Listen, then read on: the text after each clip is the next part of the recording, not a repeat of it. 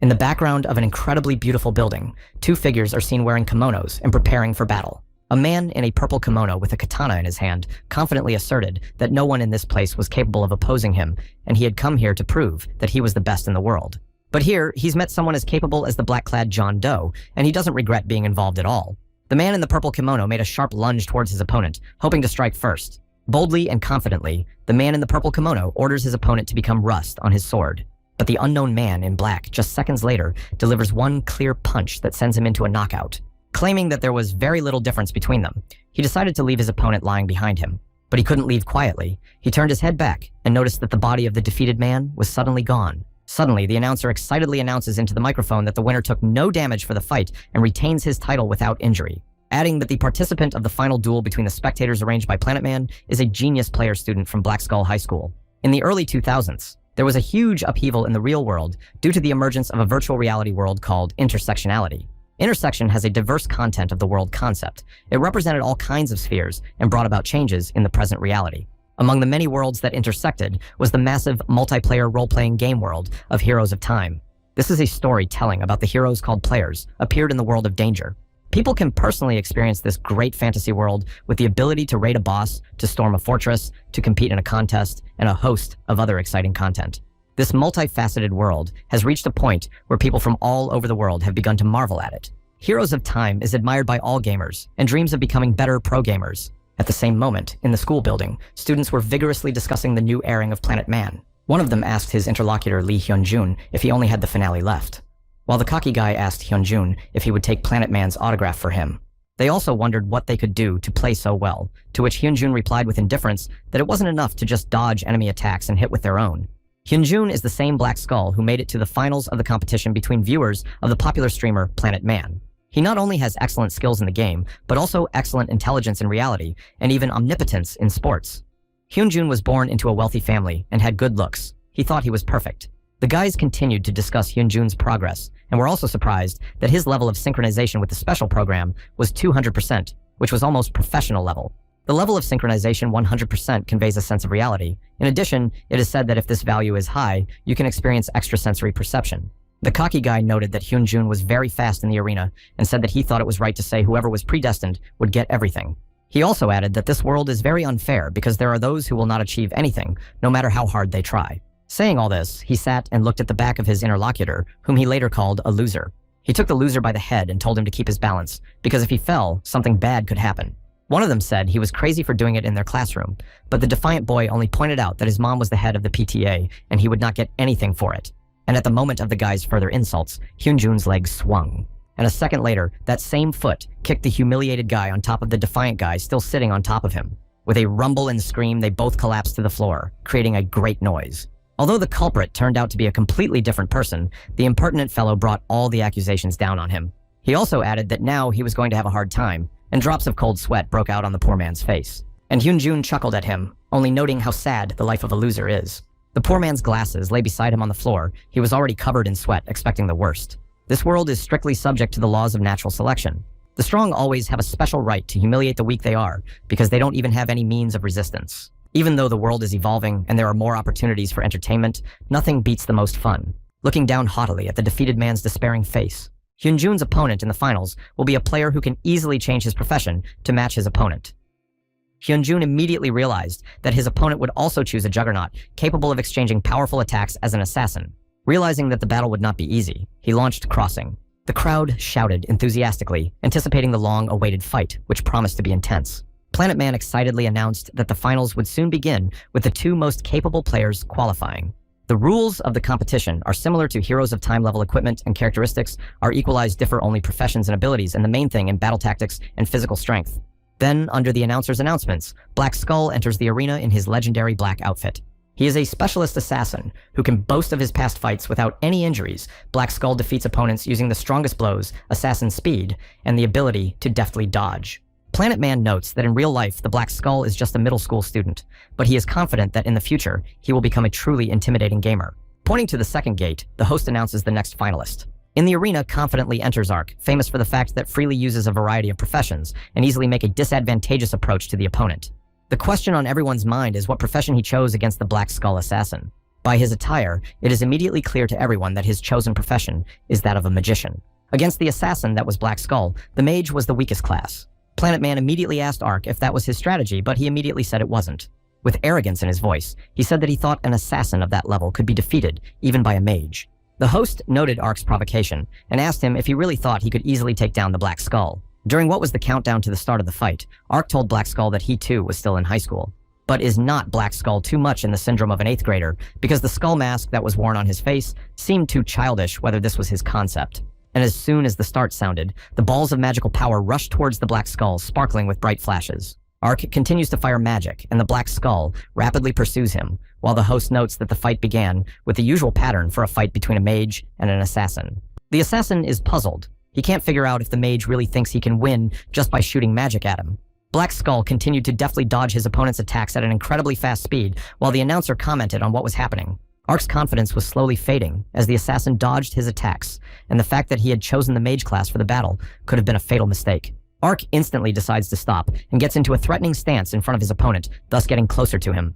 With madness in his eyes, Black Skull comes to the conclusion that with this maneuver, his opponent is just trying to attract the attention of the audience. With an impressive leap, he swings at Ark to use his ability and strike him from behind, wanting to make him regret the decision to enter this fight. But Ark only grinned in response, his face spreading into an evil grin. He said with the same grin that he didn't think his opponent would fall for his trick so easily.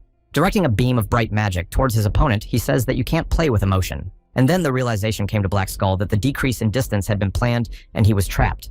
With a violent rumble, however, the assassin falls to his knees already without strength. However, his opponent is full of strength and only wonders if the Black Skull didn't think about the fact that he knows all abilities, and including assassins, and now his status without injury is destroyed. But at this point, he seems to have to worry if an assassin loses to a weak mage. Black Skull jumps to his feet and notes that Ark is too much of a big deal for a weakling like him, because he can't beat him with one attack like that. In spite of his injury, he dissolves in the blink of an eye and disappears into the arena, leaving Ark standing alone in the middle of the battlefield in bewilderment. Applying a critical ability, namely a surprise attack from the darkness, Black Skull finds himself at his opponent's back with only one thought to win this fight. But he in turn only scoffs and doubts the honesty of the assassin's technique. Ark condensed a mass of energy over his hand and said he had also saved one ability for this moment. The host realizes in incredible suspense that this is once again explosive magic that is quite slow. Even though Ark is at a disadvantage, the decisive moment will be the first attack made. Black Skull's face was already showing veins of anger, and he couldn't believe that someone could be above a talent like him. By increasing the synchronization, he slowed down time almost to a standstill. This caused Black Skull to deliver a devastating blow to his opponent's leg. His hair was tousled from the speed at which he was moving, and his eyes glittered with anger. However, as he approaches, Ark's hand blocks Black Skull's path. The look of horror on his face, he certainly didn't expect Ark to be able to fight back. Condensing over his palm, the club of magic Ark holds that, indeed, sometimes it seems that when crossing it, time has stopped, and sometimes that you are capable of anything. With a mad grin on his face, he pronounces how sad the life of a loser is. Black Skull can hardly believe what he just heard. Still standing in a daze, Black Skull finds himself under a powerful flow of magic. At the same moment, the game closes, and Black Skull finds himself in reality. With incredible anger, he realizes that he seems to have failed. Immediately, he rips the helmet off his head and tosses it away. At the same time, in the computer club, the guy who was called a loser in his class only reached out. His name was Pak Noah, and even though in the real world he was considered a loser in the virtual world, he was a master whose skills were admired. With a smirk on his face, all he could think about was how Black Skull would react to his defeat at school. A confident-looking man sitting in a chair with a serious expression was flipping through photos of guys and girls on his tablet. A hand appeared next to his head with a hot mug of coffee in it. The one who brought it was Kim's assistant, who wondered if a new candidate had been chosen to join the academy. Of course, he respects the interests of his interlocutor and realizes that giving less well-off people a chance is a good thing, and he has one candidate too. Holding out his tablet, Kim mentioned yesterday's broadcast featuring one capable and interesting person. On the screen of the tablet was Ark, whose level of synchronization in the shown passage was very high. The man in the glasses was shocked. He suggested that perhaps an illegal program had tapped into the crossing. Asking Kim's assistant if there were any unfinished plans on his schedule, the man's gaze fell on his helmet. He was set to connect to the game to see if this level of synchronization could actually exist. Meanwhile, at school, Pak Noah was once again enduring the bullying of his classmates. He was kicked near garbage cans where the oppressive atmosphere merged with the stench to create a sense of hopelessness. The man who beat up Pak Noah was none other than Hyanjun, who had lost to him the day before. The classmates standing in the back were discussing that Pak Noah had intentionally stripped Hyanjun of the title without injury and mentioned that he was also a middle school student so that he could have a chance to get into the academy. Hyanjun kept going over the words he had said in his head. He realized that after his defeat, Ark, that is, Pak Noah had just repeated his words, expressing the thought of how sad the life of a loser was. His thoughts were interrupted by the words of a trembling Pak Noah, who said he didn't know what had happened and apologized. The expression on Hyanjun's face immediately changed from anger to consternation and shock. Assuming that Ark was not actually Pak Noah, he and his classmates move away, leaving a lying on the floor, Pak Noah looking exhausted behind him. As soon as their footsteps fell silent, Pak Noah burst into laughter with a smile on his face. After all, he understood more than anyone how much Hyanjun was infuriated by his defeat. Despite the fact that in real life, Pak Noah has been bullied by Hyanjun and his company since he entered school, he has been striving to build up his skills in the game so that he can at least defeat the bully there. And while he felt better in the game, his school life remained just as disgusting. Thinking over everything that had happened earlier, Pak Noah's thoughts were interrupted by the teacher. He stood up from his desk with a haggard look, and it was immediately obvious that something had happened. The teacher's face immediately changed, and she didn't know if she should continue to ask the student anything. But she pretended not to notice Pak Noah's condition and asked the question she wanted. Pak Noah immediately realized that he could not rely on his teacher's help and would have to deal with the situation on his own. After all, the teacher knows exactly whose work it is, but since Hyanjun and his company are from good families, they always turn a blind eye to all their shenanigans. Immediately, all the classmates around and the teacher herself turned into monsters from computer games in Pak Noah's eyes. Reality is not as good as it seems. Everything around you looks so not real. His classmates reminded him so much of the goblins from the game, as nasty and horrible, not only in appearance, but inside as well.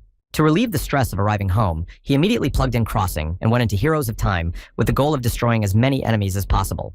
Enjoying this moment, he defeated all the monsters in his way with full concentration, and he was instantly relieved he had forgotten the problems of real life, albeit temporarily. Once again, Pak Noah is convinced that the virtual world is his element, and here he really feels like himself. In Heroes of Time, there are 3 classes, Tank Fighter and Support. Choosing a profession take into account that the class cannot be pumped with the increase of level, so it is important to make the right choice. At one time, Ark gave his class preference to a class such as the Fighter. His skill and knowledge of the mechanics of the class allowed Pak Noah to defeat many opponents. Crossing became an outlet for many, and one of the reasons it became known as another world was the money from the various worlds within it. And importantly, they could be exchanged for real money, but only after reaching adulthood, which Pak Noah planned to do. As he continued to watch his gambling earnings, and behind him, he felt someone's presence. Pak Noah sensed something wrong and decided to look around to check. He was about to turn around when a spear flew near his head, almost hitting him. The unknown man was chagrined by his failure and only snorted after his attempted strike. But it seemed he had not come alone, for a voice from the other side expressed surprise that Pak Noah had managed to dodge. There were a lot of them, and they all had guns, so it looks like they came to Pak Noah's place. He was puzzled, for Ark did not know who they were, much less why they were attacking so suddenly. In answer to his question, one of the strangers asserted that they had come for Pak Noah's gold. From the chatter coming from the crowd, Pak Noah assumed that his opponents were zombies. These are the players who are hired by others for a fee, and there are even rumors of zombies in real life being debtors or in jail at all. The red eyes of one of the strangers indicated that he was an assassin. While watching this, Pak Noah remembered that killing each other among the players had become more frequent lately, but he threatened his opponents without letting on. In response, they continued to sarcasm and provoke Pak Noah, who was already on edge. And while they were saying it was easier for Ark to just give up, he was considering their tactics. Realizing that if he tried to resist them, he would be at a disadvantage, he decided to flee. A second later, however, he is stopped by a figure flying straight in his direction. But he manages to fend off the attack with his blades, deftly blocking the blow and preventing it from hitting him in the back. Then he went on the attack, throwing his opponent aside. Not noticing another attack from the next opponent, he fails to defend himself against it and misses a single blow that landed on his shoulder. At this point, the crowd is cheering. They are happy to have done some damage and are determined to finish what they started. Ark doesn't give up and decides it's more profitable to become an assassin, losing a lot, or surrender, and get a small percentage of the defeat penalty. And at that moment, glittering spears rush towards him, aimed with terrifying accuracy. However, by immediately orienting himself, he instantly parries all attacks.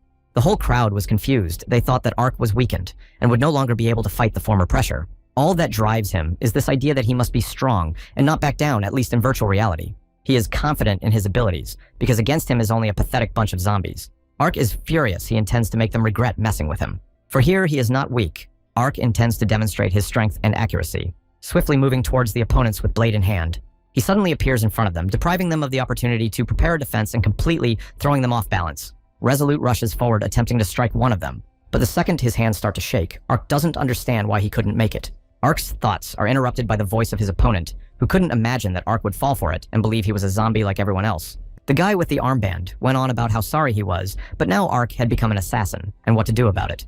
Meanwhile, in the bright moonlight, a black crow was flying swiftly. and landed smoothly on the arm in heavy metal armor, the hand of a blonde-haired man standing on the edge of a cliff in the heart of the forest. Immediately, a bright projection turned on from the crow's eye and into the air. Looking at her, the masked man with teeth and tusks mumbled thoughtfully. With the words found on the projection showed a picture of Ark, whose face was distorted with a strange expression. Parallel to that, Ark was still standing in front of the masked guy. The tension was still palpable. Full of anger, Ark couldn't figure out what was wrong with his opponent. But what Ark realized, without a second thought, was that the masked guy was clearly not weak. The guy with the armband noticed that Ark had done well with the crowd, but now he had even more work for him, and with those words he rushed towards Ark. Counting on the fact that Ark's bag was overflowing with items, the guy with the armband was determined to defeat him. Ark watched the guy's every move, warily analyzing his actions carefully. He bounces sharply to the side, hoping to avoid the attack and buy time. Ark's face contorted in pain as the masked man managed to reach his neck and strike. The masked guy grinned mockingly, unable to understand where all of Ark's determination had gone. Noah realized that his reaction was not fast enough compared to his opponent's attacks. Even though he could see them, his body still did not keep up. But he does not despair because he knows that it is possible to surpass the opponent, even with a basic specification. Suddenly, all of his attention turns to the broken blade, flying off the sword to the side. The masked man slyly remarks that although Ark's level is not high, his physics are good. He also assumes that Ark is a schoolboy. Continuing to provoke Ark and calling him baby, the masked man urges him to go do his homework, which makes Ark genuinely furious. A sudden bright flash blinds them both, causing them to lose their bearings. Once they both come to their senses, notice how the tall-looking man impedes the blade of the guy with the blindfold. Gritting his teeth, the guy with the bandage immediately wondered who the man was, who had suddenly interfered in their fight with Ark. In response, he only apologizes for interfering and says he has business with Ark too. Without hesitation, he mentions aloud the recent competition Ark was in. The interested man asks if Ark used illegal programs, to which Ark bewilderedly repeats his words and denies any involvement. And the masked guy paralleling their conversation is indignant and still can't understand how an unknown man dared to interfere in their showdown. A sharp flash of light silences him for a moment. They were both blinded for a second. It made the masked guy shake with surprise and fear. A second later, the masked man's blade was at his throat, and his gaze was directed towards Ark, and he assumed Ark could raise his synchronization level to 400%. Even if that was really true, Ark couldn't believe the man's words. He didn't believe he was able to increase the level of synchronization that much. Recalling the moment from the broadcast, the masked man actually confirmed that Ark's synchronization level at the time of the last attack had exceeded that value. Still in the same position, he claimed that such a number had never been recorded, and that Ark really hadn't used a program to artificially increase the level. In response, Ark only said that changing the synchronization level was a fee, so he had never done it. The man couldn't believe his words.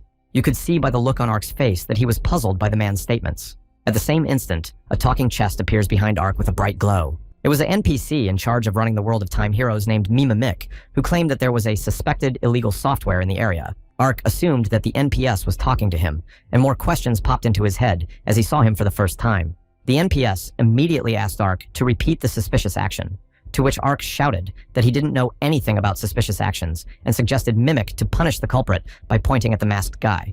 With a disgruntled look on his face, Mimic demanded that Ark comply, warning that if he refused, his crossing profile would be permanently blocked for using illegal programs. Ark was outraged by Mimic's last words, because he said it despite the fact that Ark had already made it clear that he had never used illegal programs. The masked man claims that if Ark didn't do it, it's pretty simple, extending his hand towards Ark, asking to be proven right. The man puts his sword directly into Ark's hands, showing that he will have to prove it in battle.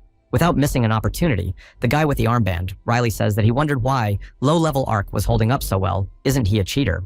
Turning to the masked man with the same ridiculous tone, he asks if he and Ark will now be in the way, to which the masked man simply agrees. And the guy with the armband says he's going to take care of this cheater. Shouting that now all items belonging to Ark would now become his bandage guy, quickly headed towards Ark. Reflecting the enemy's attacks, the already shocked Noah tried to pull himself together. In his head, he just kept repeating that he never measured his level of synchronization and just lived thinking it was a little better than the rest of the players. Remembering that Hyanjun's synchronization was around 200%, Ark realized in shock that his synchronization was twice that of Black Skull. And since there hasn't been a player with a synchronization rate over 400% so far, that means only one thing. Ark is #1 in the world. And while the bandage guy's face was full of anger, Ark's face lit up with joy. He had just realized that he was indeed special. Focusing on how he felt, Noah was determined to repeat his former success. He remembered that his body couldn't keep up with his opponent's movements. In his thoughts, there was a desire to increase his sensitivity to the maximum to be able to read the movements of his opponent's joints necessary to strike. And after a second, Ark actually starts to feel something. That's when their battle begins with the bandage guy attempting a shoulder strike on Ark. Meanwhile, Mimimic is watching Ark's synchronization level with shock on his face. Park Noah doesn't even think of backing down and is just thinking through his next steps in his head. With a confident look, he was getting closer to the guy with the bandage with each passing second. In one confident move, Ark strikes the masked guy in the face. The masked guy's thoughts are muddled. He can't shake the feeling that Ark is just predicting his attacks. It's like he can see the future because Ark doesn't think about his next move for a second. And as long as Mimic kept a close eye on the indicators, he never once noticed any signs of illegal programs being used. However, the synchronization level indicator was already a full 527%. The masked man couldn't believe it, because only recently, 400% was already beyond the realm of reality, and now Ark had even surpassed 500. And while these two were discussing what was happening in front of Ark, the defeated body of his opponent was already dissolving in the air, disappearing as if it never existed. With eyes full of hope, he turned toward Mimic and the masked man. As he approached them, he proudly proclaimed that he had proven that he had not used any illegal programs. The masked man apologized for his suspicions and informed Ark that he had an offer. But Ark refused and said that thanks to him, he realized that he had been special in the crossing world all along. With a haughty look, he continued that he didn't think he could lose to anyone right now. And straight into the masked man's face, he asked a question that didn't really require an answer, that he wouldn't mind if he took his expensive weapon. To which he simply laughed and noted that it was too early to deal with the killer's condition and offered to talk afterwards. After the words were spoken, Ark froze, his face expressing utter bewilderment and confusion. But his condition was interrupted by the masked man, who was already delivering a fatal blow to Ark's body. More questions arose in his mind. Why didn't he see anything? Wasn't his synchronization level high? Ark also thought about the items that would disappear after his end, and the masked man, as if reading his mind, said that if Ark wanted the items back, he could find a player with the nickname Hidden in the Bush. Along with the development of the virtual world intersection in reality, discoveries in science and technology have also been made, especially in robotics. Robots gradually replaced humans in various fields until they displaced them from the service industry. There are also personalized robots, like a robot protector, for a 10-year-old boy he named T1. Seeing the crying boy in front of him, the robot couldn't help but feel embarrassed. He had never seen this child show any emotion before. Even when he came home covered in abrasions and scratches, he remained indifferent. When this guy asked the robot what to do, the robot's reaction was delayed because it was the first time such a situation had happened. So the reaction he was able to show was anger that needed to go somewhere. And while showing his emotions for the first time, Park Noah cried and tried to find support in the robot. He in turn continued to be angry and only expressed his desire to straighten the guy out. So finally, in an empty room, the robot and Park Noah got together for a normal conversation. The room was tense, with the robot berating Park Noah for spending money at the internet cafe and losing his savings in Heroes of Time. He continued to berate Park Noah, to which the latter brushed it off, claiming it was for the sake of future investment. Having said that it was useless to talk to a gambler, the robot had no choice but to advise Park Noah to try to get back what he had lost the way he had been told to. While Park Noah doubted he could get it all back, the robot said that even if he had to beg on his knees, let him do it. But Park Noah had never asked anyone for such favors, and the robot was frustrated that despite his master's maturity, he couldn't even handle such simple things. However, he still promised to help him learn the skill of asking for favors. The day Park Noah decided to apologize was sunny and warm. The man hiding in the bushes turned out to be the masked man who right now Park Noah was begging for his items and gold back. Being in a very strange pose that was not clear to Hidden in the Bushes himself. Standing on his hands and already unable to bear the weight of his body, Park Noah said that this pose is called the Great Bow, and he's heard it's the best way to ask for something, or apologize to someone. After a second, however, Ark was happy to change his pose, because Hidden in the Bushes had just told Ark, in a calm voice, that he was going to give it all back.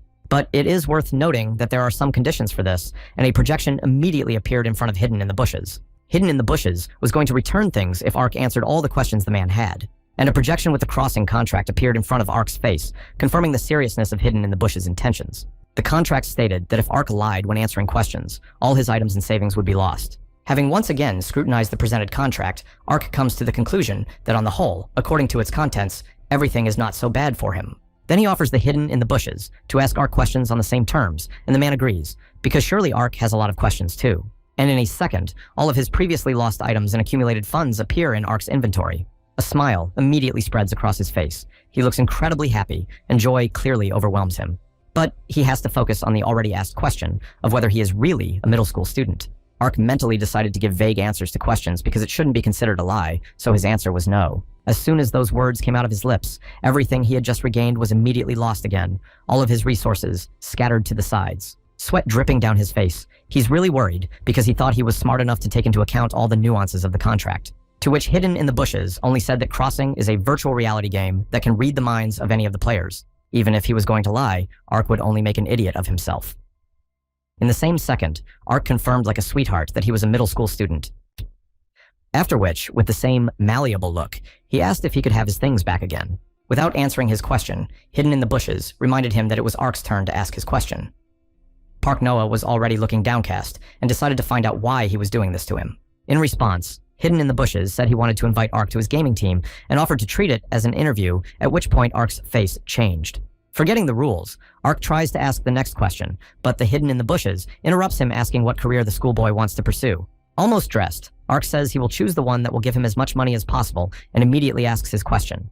What team we're talking about? Hidden in the Bushes answers that it's a team from a league playing at the Fantastic Academy. And just seconds after his answer, Hidden in the Bushes announces his next question about whether Ark likes to play. Sensing some kind of trick from the lightness of the questions, Ark still answers that he likes it. At the same time, not even thinking to stop thinking about the Fantastic Academy, because the question that he cares so and twists in his head is whether he can get there. Covering his mouth with his hand, he realizes he said it out loud, whereupon Hidden in the Bushes immediately says that Ark can go there as long as he believes it. Next, Hidden in the Bushes asks Ark what if he fights an opponent stronger than him, and realizes that his loss is inevitable. Does he dare to go against his opponent? Ark replies with a proud and confident look, without hesitating for a second, that of course, yes. And in the same second, the image of his main enemy, Hyanjun, pops up in his mind. Ark immediately flinches. He doesn't understand why this man out of nowhere has appeared in his thoughts. He knows that the answer to Hidden in the Bushes question is yes, but why is Ark haunted by the feeling that he's lying? Pressing his lips together, he still doubts the correctness of his answer, and is silent for a bit. Gathering his thoughts, he quietly answered in the negative, and stared at the floor without lifting his gaze. Continuing that he doesn't want to get involved in such a battle because it makes no sense, and even trying would be pathetic. Ark wouldn't want to be in that situation. But if this battle turns out not to be his last, he can overcome himself and become a better man. He is interrupted by the Hidden in the Bushes, saying that every year at Fantastic Academy, there is a competition among the students. Faculty-led teams are focused solely on winning to become representatives of the Academy. Many of them fight desperately for their position, but are defeated and give up their aspirations. Unfortunately, only a few endure the struggle and continue to move forward. Some people's dreams come true and some don't, because this is a place where only one person can become the most valuable player. Saying these words, Hidden in the Bushes points his blade towards Ark, putting a gleaming blade to his throat. Hidden in the Bushes asks if Ark has the courage to survive in such a place. Park Noah thought about it again, saying to himself that he didn't like to lose, and remembering how he had attacked Hyanjun in the fight and was sure he would win. But unlike the virtual world in reality, their capabilities are completely different, because for one reason, only his gang did not resist, and if you do not enter the battlefield from the beginning, you can avoid the fate of the loser. So, what should Ark do if he encounters a monster he can't handle? How he should act in such a situation? The answer for Pot Noah was obvious, and he knew it from the beginning. Resolutely grabbing the blade with a trembling hand, Ark said it was his turn to ask a question. Doesn't Hidden in the Bush need someone to be an assassin on his team? Looking into Ark's eyes, Hidden in the Bushes was silent for a moment, as if pondering whether or not to respond to this. After a little while, he does reply that he really needs this player. Hidden in the Bushes goes on to say that Ark lacks some important skills anyway, and even though he's highly synchronized, he has a lot to learn. Hidden in the Bushes was only able to give Ark one piece of advice that he would need to pass the test by his own efforts in the admittance process. Now Ark would face an entrance test in 3 months, and Hidden in the Bushes, looking straight into Ark's eyes, asked his final question if he was ready to undergo the arduous training. Ark's happiness was unbounded. He felt a smile spread across his face and a lightness in his chest, and then he confidently gave his consent. So his training started the next day, and arriving there, he wasn't particularly enthusiastic. The pink-haired girl standing in front of Ark swore to him that she was here at the request of Hidden in the Bushes. While Pa Noah asked who she was, the pink-haired girl stated the fact of Ark's arrival with a smile. And to confirm her hunch, she clarified whether Ark was another one of those recommended by the professor. Hearing this, Ark wondered if anyone else had been recommended besides himself. While Ark was still reeling from her earlier words, the pink-haired girl noted without the slightest surprise that Ark didn't seem to know anything about it, and anyway, it wasn't a big deal. In a moment, she was already in the air, swiftly pointing her foot toward Ark's face. With a quick and precise movement, she delivered one clear blow without giving Ark time to react. She then expertly bounced to the side, and with a sharp break, her foot raised a cloud of dust behind her. Ark was immediately angry as he didn't expect the girl to attack him so quickly, much less so suddenly. A little indignant, Ark didn't have time to react in time to feel the blow that came straight to his face again. This was followed by another hard blow to the stomach that caused him to crouch. Ark felt a sharp pain that pierced his stomach, and for a moment he lost the ability to breathe. His chest seemed to contract. With the words that she had already heard about Ark's highest level of synchronization, the pink-haired girl offered to fight him. Barely standing on his feet, Pak Noah struggled to comprehend the meaning of the offer he had received. Looking at him, the girl concluded that Ark didn't seem to feel much pain.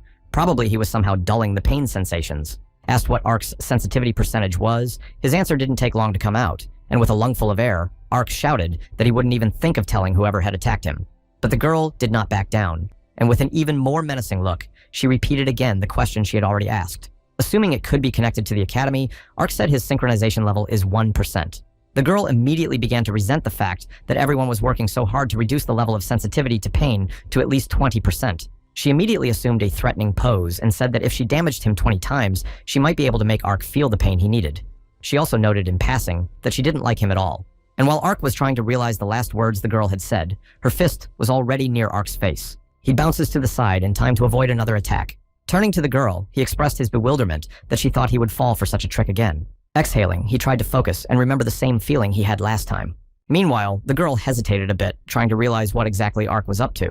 And just a second later, a powerful blow from Ark flies towards her with incredible force. In parallel to these events, data and a photo of Ark were displayed on the tablet. Held by Kim's assistant, he was surprised that the professor had paid Pak Noah a 3-month subscription to the game room just because he didn't have his own virtual simulator. Asking how everything went, Kim's assistant was illuminated by the bright smile of the professor, who said with admiration that the level of synchronization of Pak Noah was incredible, but he still had much to learn in other areas. Kim's assistant suggested that it would be hard for him to rely only on the level of synchronization, because more skills are needed for success. In response, the professor said that he had asked Carrie to fight him for that purpose. Immediately, Kim's assistant got nervous because he knew that Carrie was quite good at her skills and could do a lot of damage to Pak Noah. The professor replied that there is no need to hurry, everything will show time, but Ark still has a serious training because there is no telling how strong monsters can meet ahead. And at this point, he tapped into the intersection in which he was known as hidden in the bushes. He found himself next to Ark and Carrie as Carrie restrained Ark using his arms and legs. Watching what was going on, the professor wondered if the expectations he had placed on Ark were too high. Turning to the professor, Ark asked for help because he could no longer control the radish-browed girl. She responded by shouting indignantly. From the absurdity of the situation, the professor tried to cover his eyes with his hand, not to see what was happening. After a while, when the professor managed to separate them, he decided to introduce them to each other with their consent. The professor pointed to Ark and introduced him, explaining that he was a dealer and had been selected as a candidate for enrollment, so he would soon begin training. He then introduced Carrie, who is also a dealer, and unlike Ark, she was already enrolled in the group, but a full 6 months after being selected as a candidate.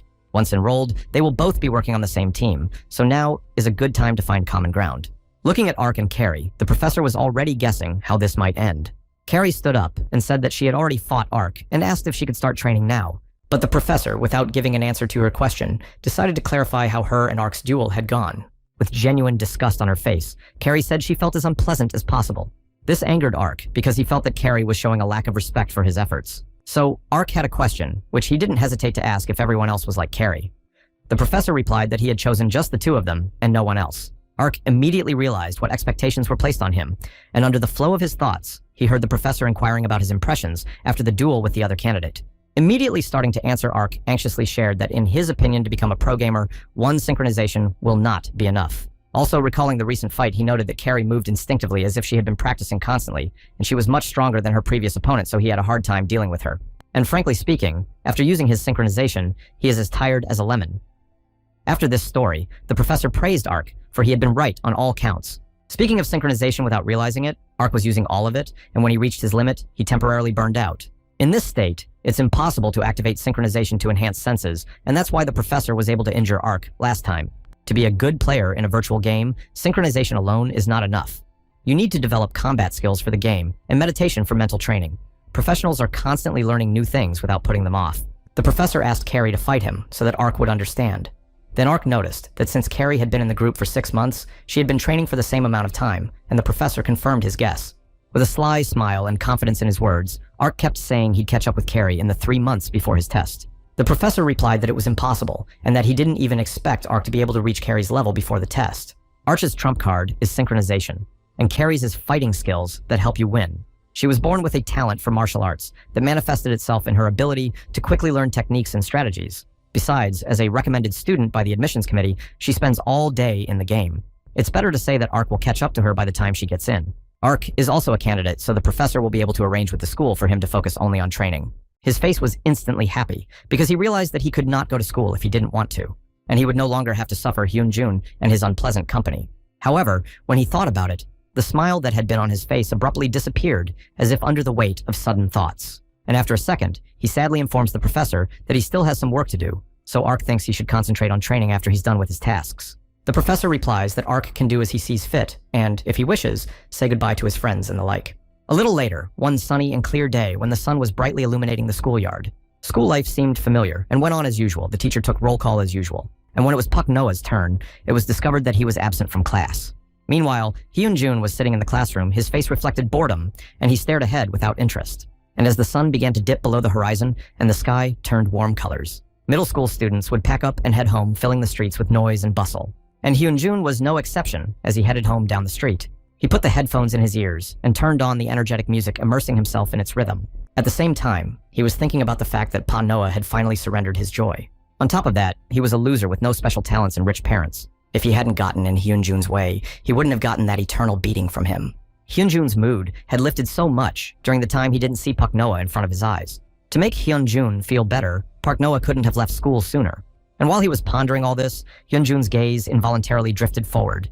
Taking off his headphones, Hyunjun looked around once more, and noticing the man standing in front of him, he wondered who it could be. In response, the guy in the red sweatshirt addressed Hyunjun by name directly and without any emotion.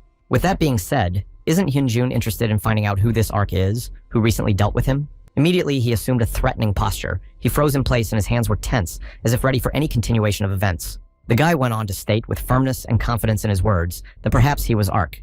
Without delay, he offers Hyunjun a reality fight right here and now. In fact, the glasses that Pak Noah wears are not diopters and are not meant to correct vision. There is only one use for them. They serve as material to build his character. Wearing glasses, he hides his real personality and portrays a cold and shy character, thus completing the creation of a character for the school. That's how he transfers all his problems and failures to Pak Noah, but when he puts on Ark's mask, he finds the opportunity to be his true self in the virtual world. And through this method, Pak Noah allows herself to move on in this challenging and cruel world. He realizes that misfortune is inevitable no matter how much he fights. He will not fail if he does not go out to fight, Pak Noah thought, remembering his words that only the foolish get into a fight they cannot win. The conflict continues, and in a moment of tense pause, Pak Noah makes no secret of admitting that he is actually Ark. Hyunjun's gaze expressed misunderstanding and shock because he hadn't expected the offer to fight in his moment of vulnerability. And already out loud, Hyunjun began to resent how Pak Noah standing across from him could be Ark. Hyanjun moved toward Pak Noah in bewilderment, not believing that he had been Ark all along. Hovering over Park, Noah Hyunjun looked at him with a threatening look and asked what now. Does Ark want Hyunjun to teach him a lesson? And with those words, Hyunjun gives Pak Noah one powerful punch on the arm. Park Noah reassured himself that there was nothing to be afraid of, because he was waiting for the moment when Hyunjun would be without his company, and he hoped that this fight would be like a game, because it would be easier for him to cope.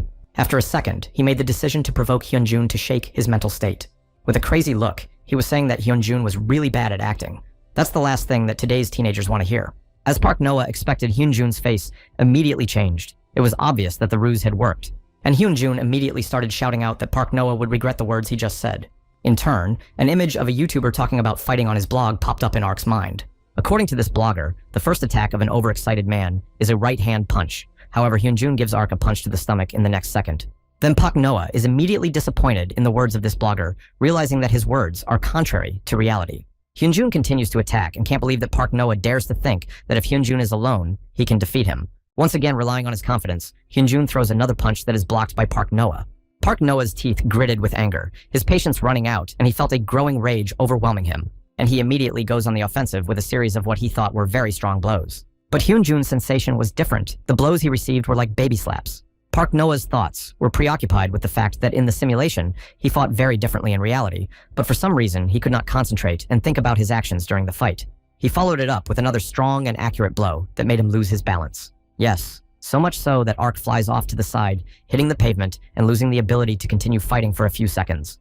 While he's immobilized, Hyunjun puts his knee on his ribcage, saying words to the effect that he fights as disgusting as he looks, swinging at Pak Noah again and not giving him a chance to recover. Hyunjun's punch accurately hits his cheek, causing his head to turn sharply to the side. Hyunjun continued to attack him without realizing what was going on, and assumed that Park Noah might have taken some kind of banned substance, because suddenly he was acting like he had never acted before. If he had just surrendered, he would have been less injured. Hovering over Ark, Hyunjun again suggests that Ark thought that if Hyunjun was left alone, he could defeat him. Park Noah, even though he was already badly beaten up, said wryly that if an underachiever like Hyunjun was alone, he wouldn't be afraid. After that, Park Noah spat in Hyunjun's face with obvious contempt and disrespect.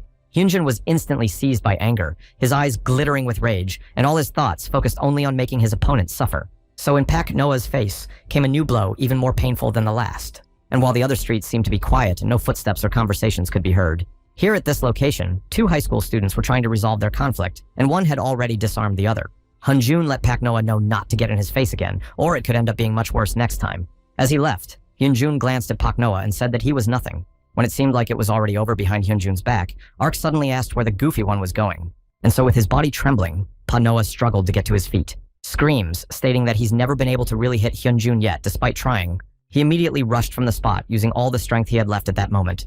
Hyanjun was determined and ready to put an end to this conflict once and for all, again directing his fist towards Pak Noah. However, the latter's legs are jacked up, and he stumbles heavily. At this moment, when Pak Noah was already falling, Hyunjun's hand only had to smash the air in front of her, and Pak Noah's exhausted body rapidly continued to approach the ground. Of course, he hoped that he could continue the duel, but because of the severe injuries, his legs were already difficult to obey. Images began to pop up in his mind, and he remembered the professor's question about whether he could fight the enemy, even if he was sure of his defeat. Pak Noah couldn't believe that he wouldn't be able to answer it. Of course, this is the first time he's fought against Hyunjun with such strength. He's already done a good job, and he's really amazing because he still hasn't been defeated, even after all the beatings he's received. But will it really end with Pak Noah just going up against Hyanjun? What will change after facing an opponent he can't stand up to? Could this be the answer the professor was expecting, and which does correspond to the truth? Even if that's the case, Pak Noah doesn't care anymore, so right now he just wants to lie down and rest. Leaning on his leg, Ark remembers how in the game, he reached out to the professor, feeling that every moment could be decisive. Pak Noah subsequently encompassed the blade of the knife with his outstretched hand, and asked the professor if Ark himself was not the one he needed, the one who would become the ace, and why Ark said something after which incredible expectations were placed on him. For now, because of the words Ark had said on emotion then, it was a turning point for him. Directing his fist clearly into Hyunjun's face, Pak Noah realizes that now he can't even fall down when he wants to. And with the same determination, his fist keeps coming closer and closer, until Ark finally delivers that hard, cherished blow. The recoil was so strong that Hyanjun immediately flew off to the side before he even realized what had happened. And Pak Noah continued to stand in the posture from which he had made this attack. Then his eyes widened for a second, as if he realized what had just happened. Under the effects of adrenaline, he didn't immediately realize his actions and instinctively began to cover his face, trying to defend himself. When he came to his senses, he saw Hyunjun's motionless body on the floor in front of him. Sweat was running down his face, and he couldn't remember what had happened before. Turning to Hyunjun, Pak Noah suggested that he was faking, and if he continued to lie like that, Pak Noah would think he had won. With an equally bewildered look on his face, Pak Noah seems to have begun to realize his winnings. In the next instant, his eyes immediately filled with tears of happiness. Because of the emotions that suddenly overwhelmed his whole being, he couldn't help himself and screamed, letting out all the stress and joy that had accumulated inside. It was the first time in his 15 years that Pak Noah had ever cried out. After a while, the front door of the apartment opened, and Streetlight entered the room. It was Pak Noah who came home and immediately greeted the robot standing with his back to him. T1 pointed out that Pak Noah had previously said that he didn't need to go to school and that he thought he could rest at home because that's how young people recuperate. To which Pak Noah quipped that T1 had learned to grumble again from watching TV. The robot, as if not paying attention, added that you should at least rinse your hands after coming in from the street, and pointedly turned away and said that maybe someday Pak Noah would correct his habits, but immediately turned around sharply towards Pak Noah with the most alarmed look possible. He shouted and asked what happened to Pak Noah's face. He shouted and asked what happened to Pak Noah's face. T1 asked how you have to fall down the stairs to make your face like that. Pak Noah replied not to worry too much, and despite the robot's worries, he began to laugh heartily. For despite his injuries, he had also retaliated by pounding that very staircase. Meanwhile, in the world of Heroes of Time, in a beautiful-looking inn in a certain village, sitting in the bushes without a mask expressed his surprise as the opponent sitting across from him finished his task faster than he thought. Speaking of which, he thought it would take about a week. He watched Ark's satisfied face in front of him as he excitedly said that the sooner he started training, the better. And when the professor asked if Ark had said goodbye to his friends, he said that of course he had done everything perfectly. To begin with, then, the professor decided to proceed with a story about the test for admission to the academy on recommendation, which is Ark's goal. The Fantastic Academy has 10 professors who control the game teams. In the process, competitions are held to recruit from 5 to several dozen participants to each team. Competitions were held continuously, but the lack of restrictions on the number of players and teams led to some participants being excluded, which created teams with a lack of players, and the academy developed countermeasures. And those countermeasures are exactly what people like Ark are doing by recommendation. The other professors look for talented people from the outside, which in turn, the academy allows them to recommend 2 people each year, and the recommendation test checks their abilities and is conducted in order to exclude unfair admissions. Without getting enough points in the test, Ark, like everyone else, will not be able to enter the academy. However, the professor immediately, as if reassuring him, said that Ark had nothing to worry about at all. After all, he only needs all the basics beyond the synchronization level, and over the next 3 months, he will fill in all the gaps in his skills. After that, the professor identified 4 key sessions that became the basis of the program. The first was the professor's lecture. Once a day, Ark listened to the professor's lectures and accumulated missing knowledge about virtual reality, such as information about the level of synchronization of the theory of combat player's position, and so on. The second is the hardening of physical strength in real life, because according to the professor in the virtual world, you play with your physical body. The third activity was investing time in hunting in Heroes of Time and increasing levels there. The professor also mentioned that it is important to get used to the Academy's schedule in virtual reality, where you have to spend 10 hours every day. And last is the daily 2-hour fistfights at the stadium with Carrie, in which the use of synchronization boosting was banned. During these fights, Carrie noticed that Ark's sensitivity level had increased a bit, and now it was more interesting to hit him. This sent Ark into a storm of anger and rage that he could barely contain, because Ark was sure that in this period of time, he would not be able to defeat her, since his current state left much to be desired. Because in order to fight someone like Carrie, Ark also needed some other weapon besides his level of synchronization. And even if he can't win yet, it doesn't have to be tolerated. After all, what he learned from his fight with Hyanjun is that if you don't give up, there is a way. So he continued his preparatory training with even greater diligence. Very quickly, the 3 months flew by, and the day of the Academy admission test came. Ark was busy preparing things that might come in handy later. Of course, not without the help of the T1 robot, because he was just as worried as Ark at that moment. Again and again, checking things he might have forgotten, Ark worried that at this rate, he might miss his train. Running out of the apartment, T1 wished Ark good luck, and not to be confused at an inopportune moment. Whereupon the robot was left in the apartment, all alone, without any company. With the full realization of this, his expression changed. Come to think of it, it's been 5 years since T1 lived here. Over time, the kid T1 watched grow up had a dream of becoming a pro gamer. And despite the fact that after the disappearance of his parents, this child did nothing but cry, as time went on, he pulled himself together. T1 had been supporting him all along, so this day was no exception, and looking at the pictures of Pot Noah's missing parents, he mentally asked for their support. Meanwhile, Pot Noah had already arrived at the train station ready for the onward journey. Barely had time to run into Puck's wagon, Noah was panting heavily. Slightly nervously, he whispered that he barely had time to zace himself. Immediately, Ark began to look at the carriage, while a loudspeaker announced that this train was a top-class transport that would go from his city to the city of destination without stopping. After a certain amount of time, Ark became visibly nervous. To his train of thought, the train set off, starting its journey. He picked up speed quickly while tension built up inside Ark. Not considering the fact that there was a big task ahead, Ark's thoughts were also on the fact that he was traveling for the first time to a destination city that probably looked more like a city than the place he lived in. The professor even bought Ark such an expensive ticket. Park Noah wondered what the professor would do if he failed the test. Immediately, he banishes the bad thoughts and tells himself that he can handle everything because he is trained and prepared so well for this moment. However, he still hadn't beaten Carrie once. It pained him greatly. A bright glow suddenly distracted Puck Noah from his obsessive thoughts. His face lit up with the soft light of the setting sun, creating warmth and calmness in his heart. He continued to look at the scenery that opened up as the train moved. Puck Noah was overflowing with admiration and sincere joy. His face was glowing with happiness. For now, he felt he was really going there to the Academy. Upon arrival in the city, the sunset remained just as bright, filling the sky with rich hues. As he exited the carriage, Puck Noah was called out by someone, and with a puzzled look, he tried to find the person whose voice had come from the crowd. It was a long-haired man with glasses, who beckoned Ark to come over to him. The man said hello to him, and asked if he was Puck Noah. Realizing it was him, the man introduced himself as the guide, sent by Professor Hidden in the bushes, and asked to be called Assistant Kim. Taking a closer look at his opponent, Ark noticed that Kim's assistant was very active and looked quite friendly, whereupon his new acquaintance welcomed him to the town of A. Subsequently, they and Ark made their way to the Academy-provided hotel, where Kim's assistant guided Pot Noah to a special room for the student on the recommendation of the distant visitor. Park Noah was delighted and couldn't believe that he could receive such treatment. Kim's assistant also said that Park Noah could also use all the services of the hotel unlimitedly. He added that Ark was even more naive in real life than he had been in Crossroads, and he was very pleased to see him.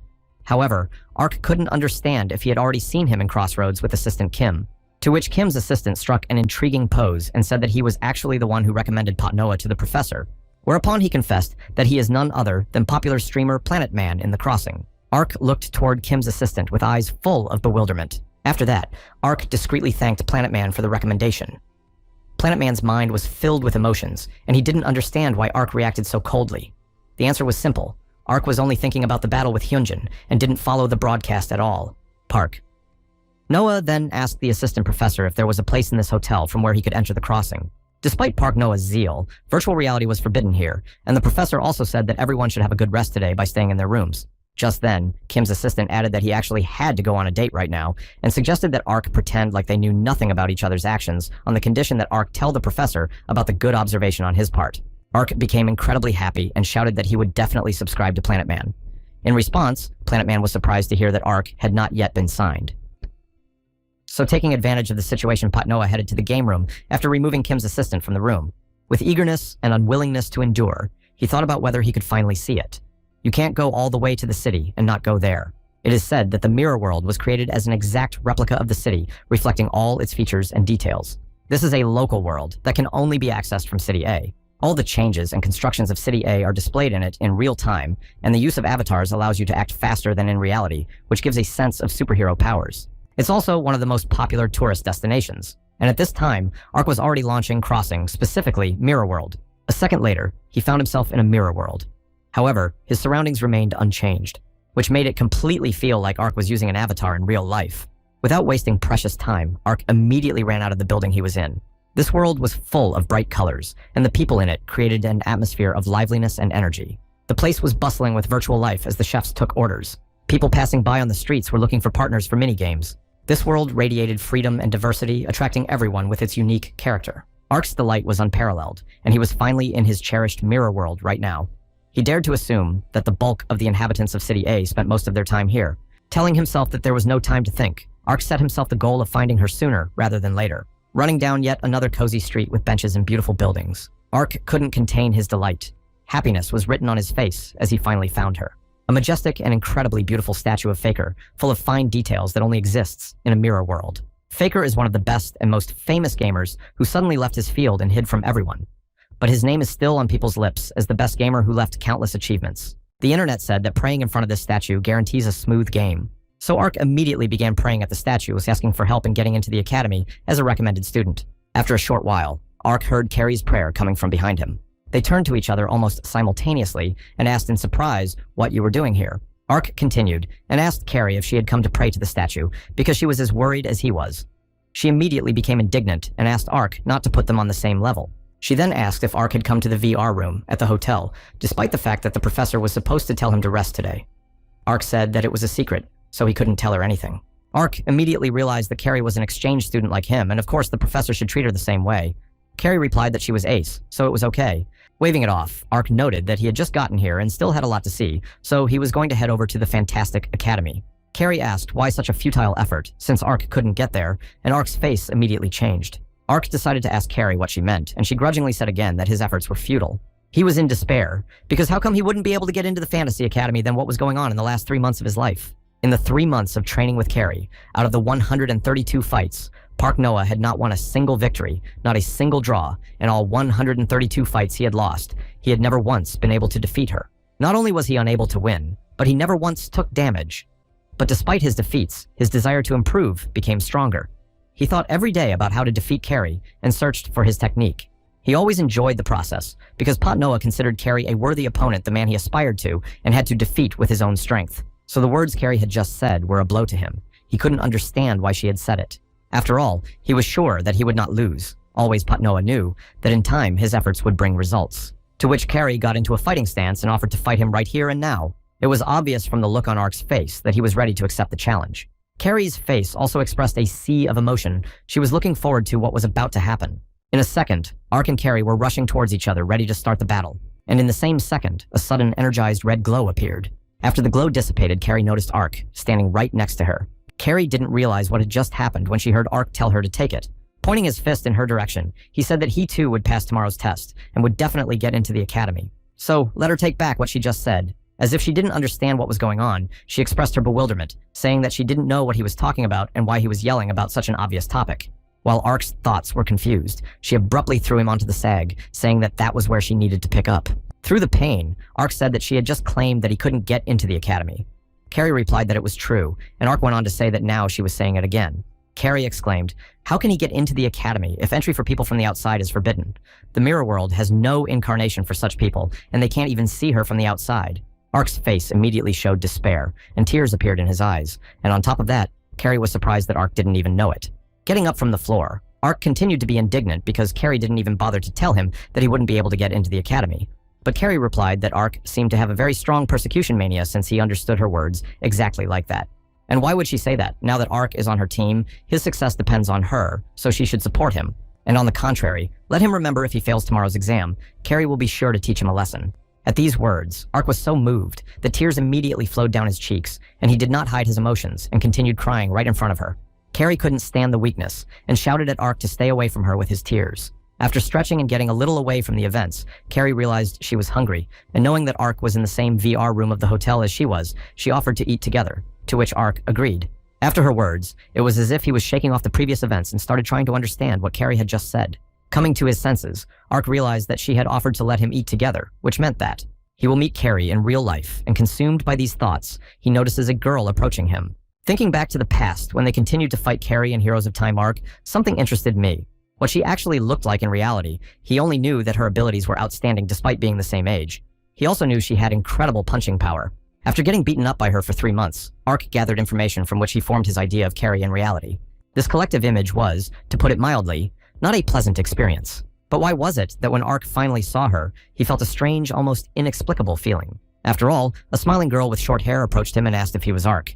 The appearance was a stark contrast to what he had expected. Seeing Ark shaking, she confirmed that she was indeed Carrie and in real life wasn't going to hit him. She added that in real life, they couldn't call each other by nickname and suggested that Ark introduce himself. Deciding to start first, she said her name was Lysia. Ark, still with a frightened expression on his face, nervously said his name, Pak Noah.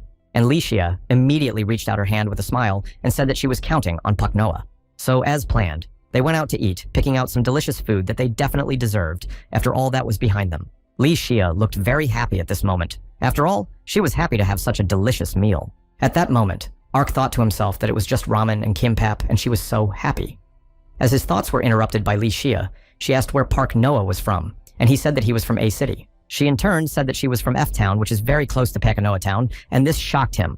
Then he remembered that the city of F was what they call the #1 crime rate underworld, and realized that Carrie lived in the city with the lowest level of public order. Carrie noted that it was even possible to eat in the city, and that it was a great place to live.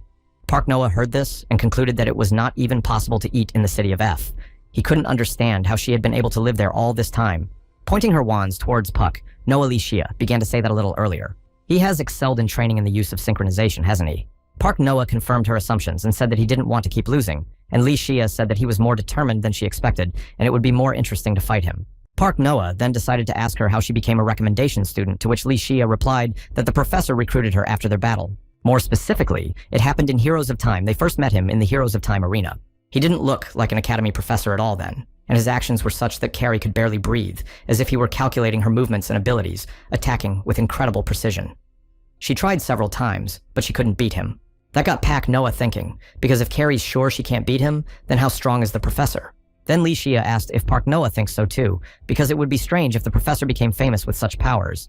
But even if you search for his hidden in the bushes ID, no information appears. At that moment, the two hadn't met him in real life, although they would have liked to see his face, but it looked like they would have to wait until tomorrow. Lysia added that Pak Noah hadn't seen the professor in real life either. The professor recommends them to the academy, which is attended only by the elite who come from good families, so the question arises as to who this professor really is. However, despite their strong desire to find out as soon as possible, it is likely that they will not receive this information until tomorrow. The very next day, you could see on the professor's face that he was visibly nervous. He sat at a table in the packed hall, surrounded by the others who took their seats. The professor couldn't believe that the entire faculty was gathered at such a late hour. The headmaster said that he would reveal the content of tomorrow's exam today, and the professor couldn't understand why he was doing it so early the day before it was to be held. It seems the principal is up to something again. What kind of exam he's prepared this time? The other professor in the room turned to Professor Lee, which caught him off guard. The blonde man continued by asking if Professor Lee had found intelligent students to recommend this time. The man was a professor from the academy. His name was Bison. So Professor Lee turned to Professor Bison and said that, judging by the fact that he was asking such a question, he too had found someone capable. In response, Professor Bison laughed with certainty that he had found an incredible genius. He was sure that his student would be the best among the recommended ones, but Professor Lee replied that his guys were not so easy either. While they were discussing, a man intervened, saying that their students were still homeless children from the slums. It was a professor from the academy named Siler, a long-haired, statuesque man. Professor Siler went on to say that Professor Lee brings in poor people every year who don't realize where they're going and cause chaos in the academy. Professor Lee responded by noting that it is said that standing water spoils over time. And he believes that personality can manifest itself in any environment, so these children will be the pioneers who created a generation. After interrupting him, Professor Bison agreed with him and said that this time he had found someone from the city of F. These words did not make any impression on Professor Seiler. He only thought about how a man with no experience and an unclear past could become a professor and now ruin the whole academy. How did the headmaster find him in the first place? Their thoughts and conversations were interrupted by the sound of the door opening as they entered. A long-haired man with his hair tied back in a ponytail who said with affirmation that everyone was all in. This mature man was the director who seemed quite friendly and later apologized for his lateness. He also thanked everyone for adjusting to the pace of an old man like him because he had an interesting idea. In response, Professor Seiler began to flatter the director by saying how hard he was trying, and the principal began to reveal the contents of the exam with full confidence that everyone in the room would enjoy it. In test mode, we'll launch the game Battle Royale, where recommended students will start with basic equipment, will collect items and abilities to fight among themselves, and the winner of all participants will be the final winner. The bald man immediately asked if this meant that the game would only be played by one person. The director replied that he would not create a game with such a balance, and explained that participants would earn points on survivability, KDA, and game content. There is also something that the professors will have to do for this test, because they should have prepared the training videos that the principal asked them for in advance. And now, based on these videos and student recommendation portfolios, they're going to rank these 20 people. D ranks 7 people, C 5 people, C 4 people, A 3 people. And continuing with an already more insidious look, the director said that there would be one S-ranked person. The only person selected by the S rank will get a special benefit in this exam. Continuing on, the headmaster asked if everyone was curious how the students would react to the ranks given to them by the academy, then Professor Lee only confirmed that the headmaster was an unpredictable person. And speaking of the fact that the time was already late, the director with a smile on his face suggested to start sooner rather than later.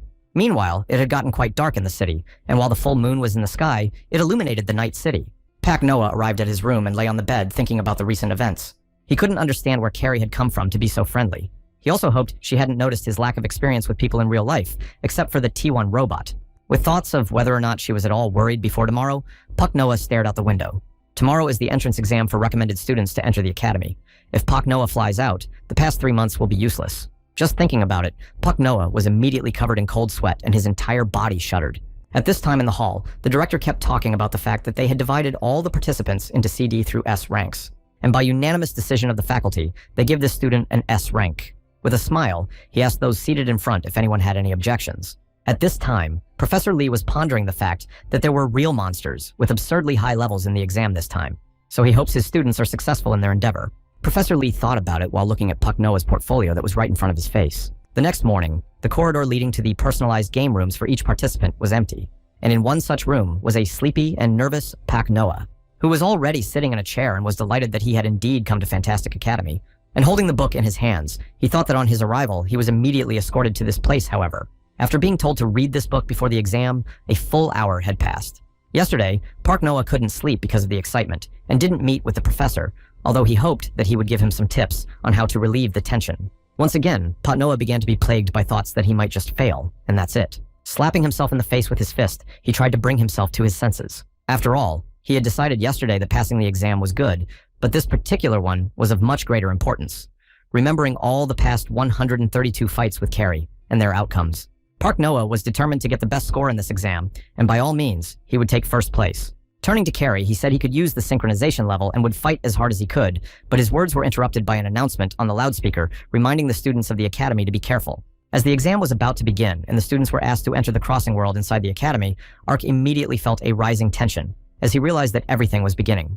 Then his gaze settled on the helmet lying next to him. After all, Ark does not intend to lose. He can win and please not only himself, but also those who counted on him. Opening his eyes after putting on his helmet, his gaze reflected light and silhouettes of many human figures appeared in front of him. The hall he found himself in was huge and filled with people. It was the royal palace, majestic and beautiful. It seemed to be the place where the exam was to be held. The people waiting for him to start surrounded Ark and looked very different. Some were differentiated by eye color, some by height, some by hairstyle. One way or another, they were all united by the fact that everyone here had come here by recommendation. And while Ark was familiarizing himself with his surroundings, Carrie came up behind him. He immediately began to think that up until now, all he had done was lose to Carrie, but that would end tonight. With his back turned to Carrie, Ark thought about how today was going to change things dramatically. Carrie's face immediately twisted in an incomprehensible expression in a way she couldn't understand. How dare Ark ignore her, and with those words she attacked him. Then their struggle was interrupted by a sharp coughing sound from directly ahead of them. It was the man sitting on the throne who announced that all 20 people were now here, and this time, the disciples by recommendation were directly overflowing with energy. After introducing himself as the principal of this academy, he said his name was Jimmy Fullhouse, and he was very pleased to meet all the recommended students. All of them have been tracked down by the professors, and here they will check if the students have the right abilities. So the director hopes everyone has read the rulebook carefully and understood its contents. Starting to explain the essence of the exam, the principal said that it was a fantasy battle royal. All the students would be able to become stronger by farming items and leveling up, and the last surviving participant would be the one who passed the exam. As it was written in the rulebook, passing the exam requires not only surviving, but also proving your skills, so, of course, the last participant will get the most benefit. Then a red-haired guy approached the principal and said he had a question. He found something unusual in the rulebook and immediately asked what rank was, to which the principal replied that it was a good question because it was one of the main factors in this exam. Another topic of the exam is the rank capture war. Participants will start the game divided into groups from D rank to A rank, and if the opponent who will be higher in rank will be defeated by one of the participants, they will be able to get his rank. So the basis of this system becomes the survival of the highest of the ranks. However, they will not be able to recognize their rank from the beginning. The ranks assigned to them will be revealed in the first log of defeated Battle Royale players. There is another funny thing among the students. There is one person with S rank, so the Academy's treatment of them will depend on their rank, so the principal and professors promise better treatment for a person of S rank. At this point, Ark was wary, but also realized that S rank sounded very cool. The girl with the ears interrupted Ark's thoughts and decided to ask her question to the director. She asked what criteria were used to assign ranks, and if it could happen that a participant with S rank would be in a favorable position from the beginning. The director replied that he and the teaching staff had determined the ranks in advance by evaluating the skills on the video of the participants. To which the girl objected that how could they assign ranks just by consulting, because the criteria would not be accurate. The principal asked the girl with incomprehension if she meant to say she didn't understand the results of the assessment, and what she will do after that is walk off the stage, leaving all questions unanswered and abandoning her precious place here. They are in the Fantastic Academy, which is the best educational body in raising the greatest pro gamers. If those standing in the audience want to become professional gamers, they must realize that there are no objective criteria in the audience's evaluations, and a professional is someone who responds to the audience's accusations while being in the midst of them. It is this difference between the two that becomes the star indicator, after which the director told the girl to turn around. Her shock was unparalleled, but she still turned around as the principal had requested. Behind her stood the other 19 participants with intimidating-looking expressions on their faces, so she could see the difference between those who would become stars and those who wouldn't. Along with this event, Ark kept thinking he could be an S-ranked player and was still motivating himself, hoping he would take first place. And if she's not happy about something, she can prove it with her play, and if she has nothing else to say, you can start the exam right now. Their task is quite simple. They need to prove and show who they really are.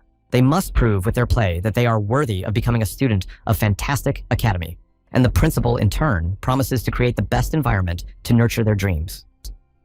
After the director's speech was over, the start of the game was announced, and the participants began to teleport to the venue, which was accompanied by a bright glow, leaving the headmaster and the men in black robes in silence in the castle hall. One of those standing dressed in a black robe was hidden in the bushes, who was cheering on Ark and Carrie with hope in his eyes. With the start of the exam, all students were asked to choose a starting location, and of course, Ark decided he would choose one back when he read the rulebook.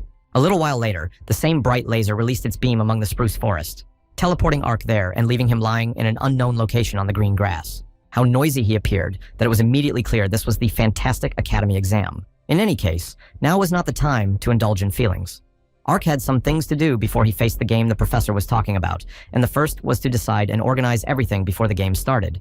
In Battle Royale, initial farming is the key to victory, so Ark's main task is to find hidden boxes with valuable items as soon as possible. The map was divided into 10 zones. Opening each of them will become more and more dangerous. The problem is that the more dangerous territories become, the harder it will be to farm items at the end of the game. That's why by reading the rulebook, Ark found the best way to get the items he wanted in a short period of time. At this moment, he found an item like steel underpants. Its rarity level was normal, and its defense added +2. Ark didn't understand why something like that was in the box, and more importantly, how he was going to wear it. In a survival game, it's important to be careful and avoid encountering another participant at the beginning, because fighting or chasing can shorten the time to collect items and reduce the chances of winning. After analyzing the map, Ark came to the conclusion that the radius of the map is 10 kilometers, and decided that the chances of meeting someone from the beginning are small. But as soon as he thought about it, he immediately felt someone's presence. Ark froze in the same pose he had been in before, unmoving as if transformed into a statue. The player next to him did exactly the same thing, so you'd think he was just mirroring Ark's actions. After a few seconds, Ark turns his head sharply toward his opponent, to which the man sitting next to him responds to Ark in the same way, and his gaze immediately drifts towards Ark. Ark's face instantly changes to an intimidating grimace when he sees the man in front of him who resembles a snowman. In turn, the expression on the face of the man who looks like a snowman also reflects incredible horror. 5 minutes after the start of the game, the first encounter took place between the number 11 exam player Ark and the number 7 player Genus. The two almost immediately ran into the wild forest among tall trees and thick bushes, while the professors watched them in the meantime. The professor immediately tensed up because Park Noah was really unlucky to run into another participant just 5 minutes after the game started. Professor Lee kept thinking that due to the lack of items the battle might drag on, and then a man standing nearby interrupted his thoughts and said that their students had clashed. It was Professor Bison who noted that the situation was getting very uncomfortable. Here at the Academy, the principal believes that fun is an important component, and if they decide to avoid the battle and run away, it will definitely affect his grade, and if they stay and fight the start, will be disadvantageous for them. Still, the most rational choice was to avoid combat, and while the professors discussed the situation, Ark and Genus stood up. And literally, at the same moment, they started moving towards each other, which made the professors assume that they had decided to fight. After which, Ark and Genus literally walked past within centimeters of each other. As they moved apart, they seemed to be deliberately pretending not to see each other. Watching this, Professor Bison couldn't contain his laughter, because it was so inappropriate these two had survived, only because they were cowards. And at that moment, the principal's face sank. He didn't understand what was going on. In normal battle royale, there is always one rule, is the sudden death system. It exists to keep the game from dragging on. The more time passes, the more the danger zone expands, and the conditions for players become tougher. It is on this exam, starting from the 10th minute after the beginning, every 5 minutes, one dangerous area is added every 5 minutes. At this point in time, 25 minutes have passed, and out of 10 locations, there are 7 left. So far, there have been 0 fights, and the reason is that the content of the game is directly related to the exam grades for which the students remain too serious. But then this silence is broken by a sudden advance that interrupts the tense atmosphere. After all, Carrie got on the trail of the other examiner by finding an already open box in one of the precincts. Carrie speculated that the fact that there was no log of the defeated so far suggested that everyone was just hiding. She felt a sense of anticipation because the level of the competitors was supposed to be high, but were they really just cowards? Judging by the way the trail ended where Carrie was standing, her opponent must have gone ahead. Then she thought she should try to go out hunting, and she headed to a maze called the Abyss. Parallel to this, a man with blonde and long hair, revealed with a smile. The best item he had seen in the rulebook, he never thought he would get a legendary item that exists in each type, only in one copy. It was Examiner number 19 Lucky Pancher, who delightedly said he had phenomenal luck. After all, in just 30 minutes from the start of the game, he had dressed head to toe in armor above unique, so that even in the entrance exam the man's luck did not fail him. While he was thinking that this could be considered his victory in the game, suddenly Carrie's voice came from behind him, saying that they had finally met, and also noted how deep Lucky Puncher hid afterward with an enthusiastic offer to fight him. He didn't show any reaction because he was full of confidence and just wanted to test his new weapon. Carrie asked if she should introduce herself, and without waiting for an answer, she rushed toward him in one swift movement. Their blades instantly met in a hard clash, and their faces full of emotion were in close proximity to each other. Noting Carrie's appearance, Lucky Puncher said that from the looks of it, she hadn't finished farming, while he had already packed up all the right stuff. Carrie was only happy with this state of affairs, because it meant that if she defeated him, she would get all these valuable items. This left Lucky Pancher shocked. He already thought that she didn't realize the importance of the difference in equipment in the Battle Royale. Reflecting Carrie's next attack, he expressed his disappointment in her aloud. Luck and the card. Lucky Pancher, used to destroy the weapon, allowed him to break Carrie's blade. Leaving Carrie unarmed, he was pretty sure he was the first to beat his opponent in this game. With one swing, Lucky Pancher aimed his blade at Carrie, but she dodged the attack masterfully, noticing his intentions, and continued doing back somersaults until she was far enough away from her opponent. Her movements made Lucky Pancher incredibly tense, and he immediately felt a cold sweat cover him. He immediately looked at Carrie and assumed his opponent was doing acrobatics. After a moment, Carrie asked if the destruction of her weapon was due to the strength of Lucky Pancher's blade, to which he replied that she seemed to have only just realized it, since the difference in equipment determines combat power. Carrie kept a positive attitude and said that since Lucky Puncher's gun was so good, it would be hers now. Lucky Puncher felt a little uneasy and said that she didn't understand what he was saying because he was saying that she was going to lose. Objecting that he was the only one who thought so, Carrie dropped one of her hands to the floor. It's usually the disadvantageous situations that show skill in the super game, and immediately she named Lucky Puncher the Golden Goblin. This is a player who has no abilities, but has a lot of good items. This really hurt Lucky Pancher, and he shouted at her to make her doubt her powers, because he had no idea how she was going to defeat him, even without a weapon. With a sharp tug, he called Carrie's rabbit ears aloud and urged her to surrender, However, having already done a somersault in the air, she was on top of him. After which, she firmly grabbed Lucky Puncher's throat with her hands. Her face was full of tension, and the strength in her hands was so palpable. In the next instant, she was able to literally throw Lucky Puncher into the wall opposite. He couldn't bear the pain, and a wild scream erupted from his throat, echoing throughout the labyrinth. Nevertheless, Carrie didn't back down. The adrenaline rushing through her veins gave her extra strength, and with even more vigor and determination, she lunged toward Lucky Puncher. She aimed her fist right at his face, but Lucky Puncher managed to dodge, and Carrie's hand just punched through the wall that was right behind him. What he saw shocked Lucky Puncher. He could not understand how he could make such a powerful blow with his bare hands. He immediately thought it was a scam, and maybe everyone started the game with different parameters. Laughing at his words, Carrie replied that he didn't seem to know much about how to use the avatar in Crossing. Here, his abilities from the real world are amplified several times over, and thanks to the platform's well-manifested physical engine, if you manage to channel the flow of its power, you can deliver a devastating blow using all the power of your body and directing it to the right point, even if you don't have a weapon. After the crushing blow, Lucky Puncher fell to his knees, thinking about how unlucky he was to encounter such a monster in his path, and yet he recognized himself as incredibly unlucky. The pain made the tears flow helplessly down his cheeks. He couldn't hold them back. Lucky Puncher suggested that Carrie is nothing more than an S-ranked player, only she immediately said she didn't know it herself. But it seems not long before she can figure it out, and guiding her foot toward Lucky Puncher's head. Just as Carrie's foot was about to touch his head, a screen projection appeared in the air, which made it clear that the first lethal result had just been committed, and now the ranks of the examiners would be revealed. Carrie was surprised at the announcement, for she had not yet had time to do anything, and while she was thinking about it, Lucky Puncher crawled away from her in relief, for it was this message that gave him a chance to continue the game. But he was glad too soon, because Carrie hadn't forgotten about him, and noticing his attempt to escape, she still struck the blow she'd planned. After defeating Lucky Puncher, Carrie couldn't understand how someone could beat her by beating another contestant before her. She wondered who it could be. Looking more closely at the projection, she opened her eyes wide, for on it, she saw that the man who first defeated the opponent was Ark. 10 minutes before these events at the incredibly hot location of Blazing Mountain, Ark stood panting with a tired and haggard look, as if every second of being in this hot place had forced him to exert an incredible amount of effort. He was practically armorless, with only a shield and sword in his hands, his appearance clearly showing that he had not been able to find all the items he could use. As he continued to breathe with difficulty, he reflected that he had never expected to meet such an opponent. He was incredibly strong. Ark's opponent was a guy with turquoise hair armed with 2 katanas. Going back some more to the moment when Ark had just stepped into the location of Blazing Mountain, which was about 10 minutes after the exam had started. Ark ran through the area, remembering that he had met another apprentice from the beginning, which was why he hadn't even been able to farm properly. Judging by the fact that you can quickly move from one location to another in about 5 minutes, Ark thought that the territories here are not small, and he assumed that he would not meet other examiners here. And at that moment, his gaze was immediately fixed on the chest in front of him. Walking closer and opening the chest, Ark took in all the items lying in it.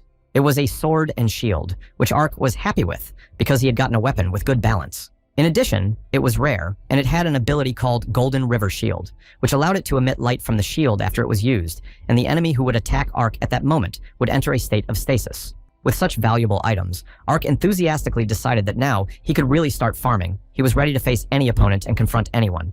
Carrie didn't count, of course.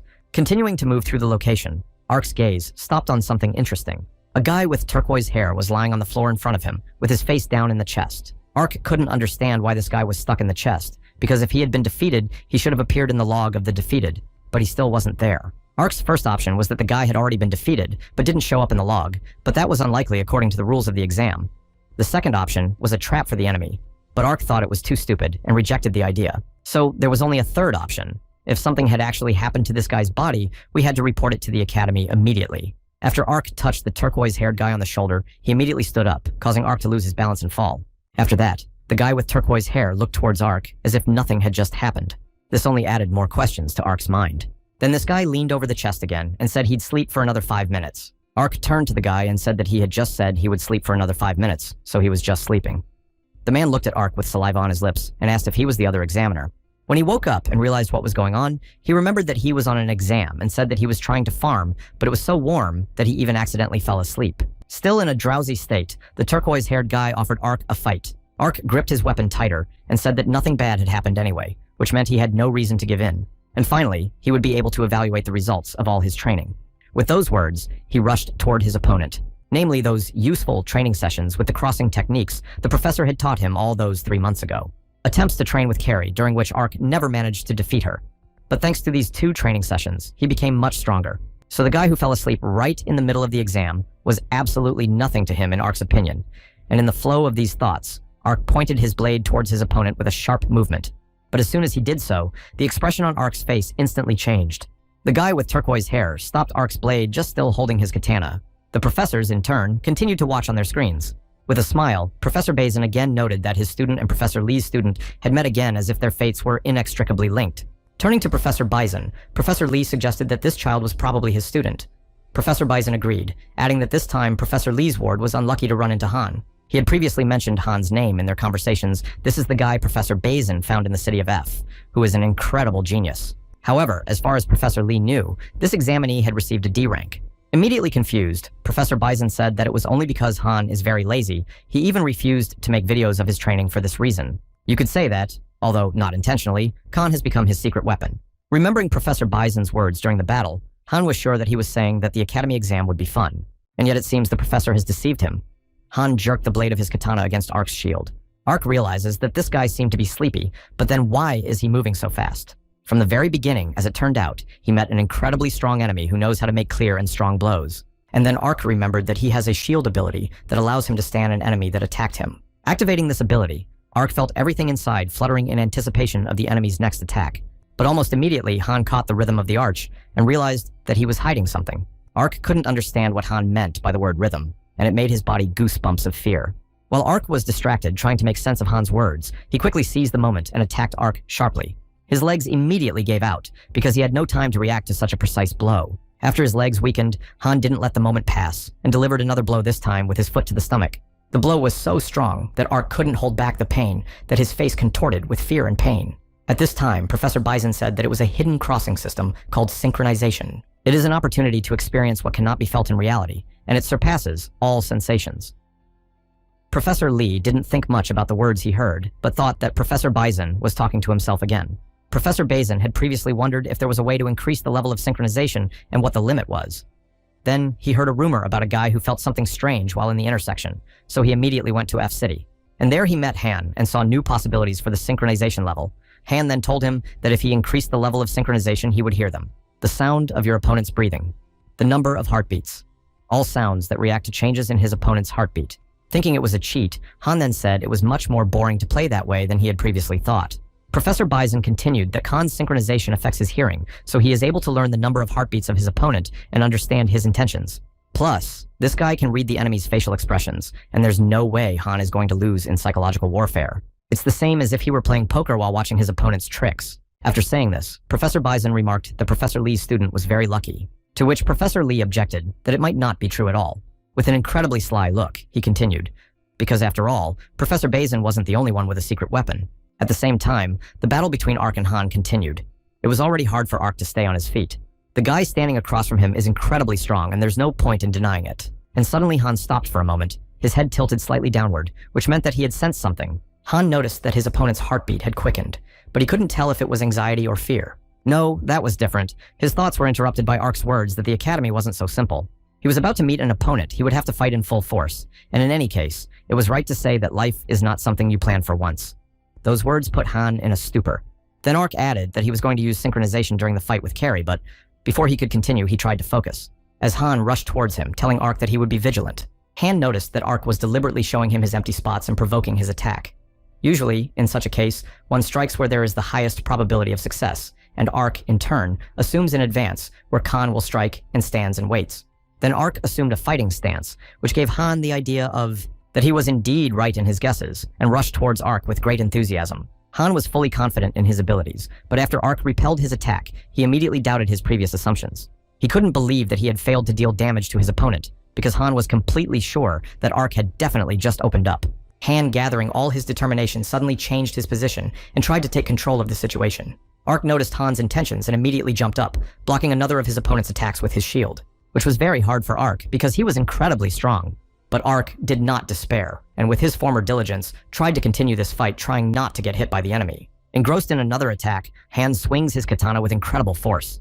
Breathing heavily and catching his breath, he suddenly notices something strange catching his attention. Simultaneously with what was happening, the professors watching were also stunned by what they saw.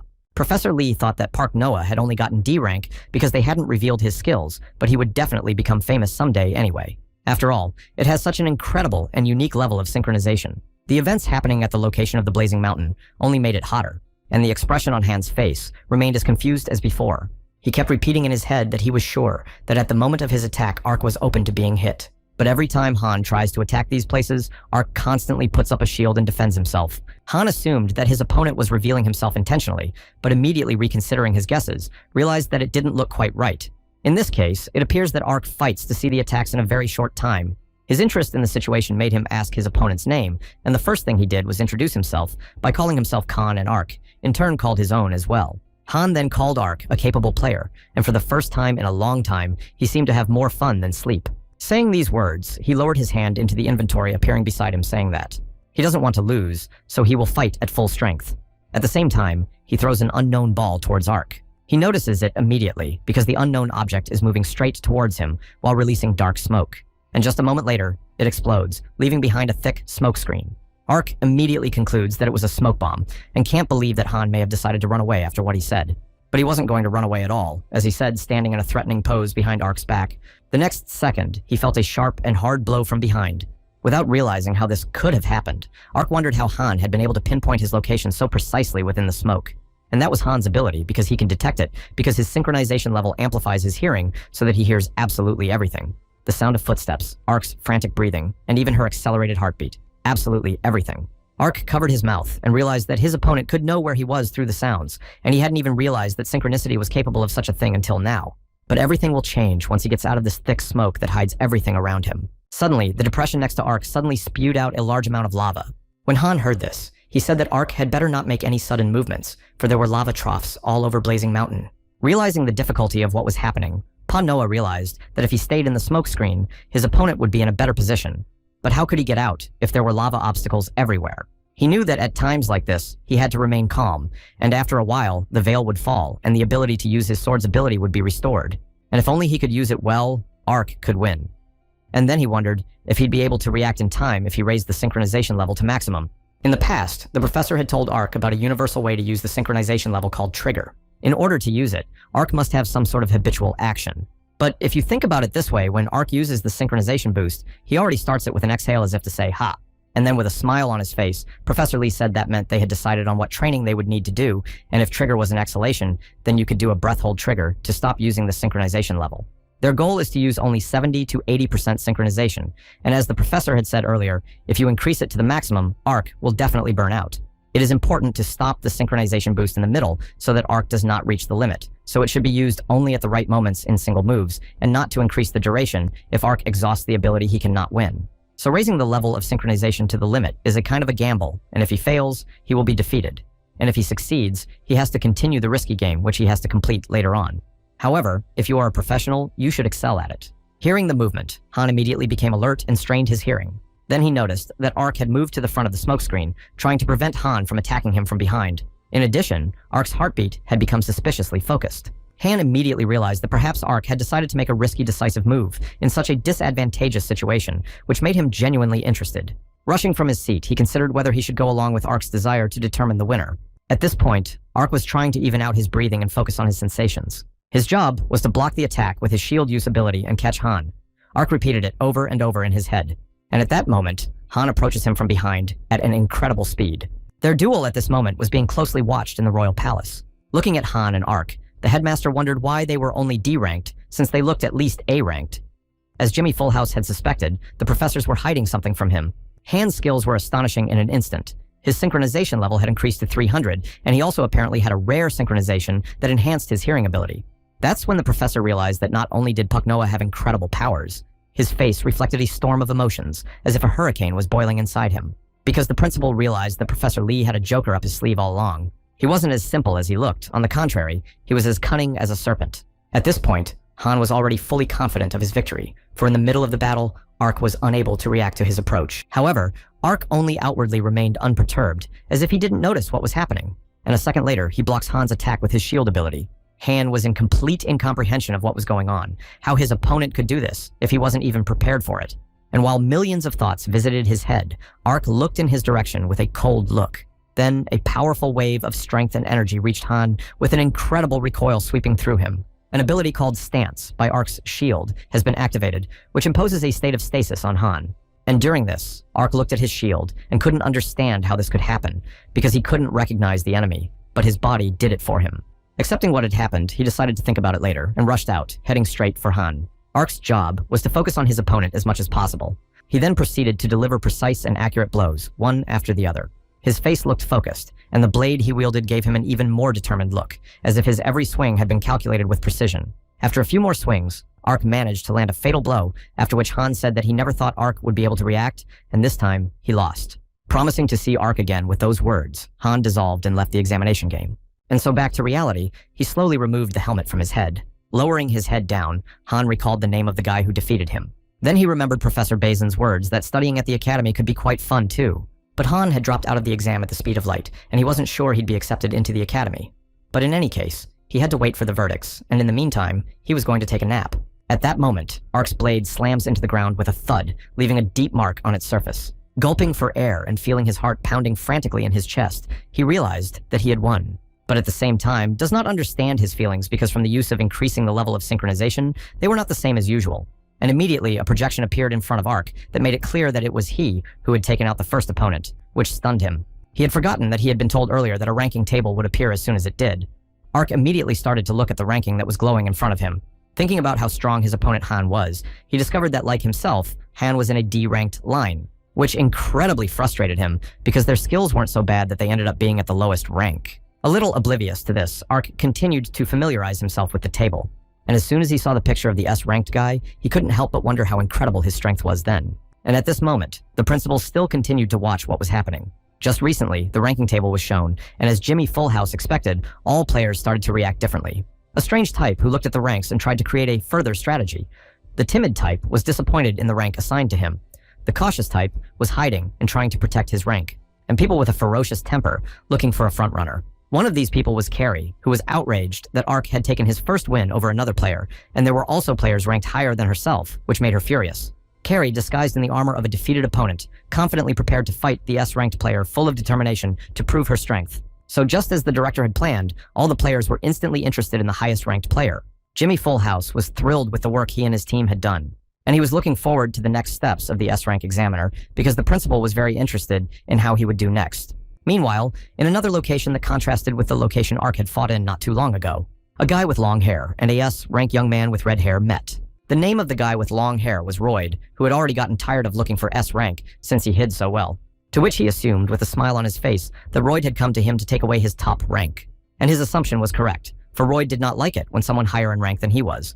And while he was saying these words, two other players came from behind the red-haired boy. But the emotion on his face did not change at all. He only said with a chuckle that he could not have imagined that there would be people in the exam who were timing.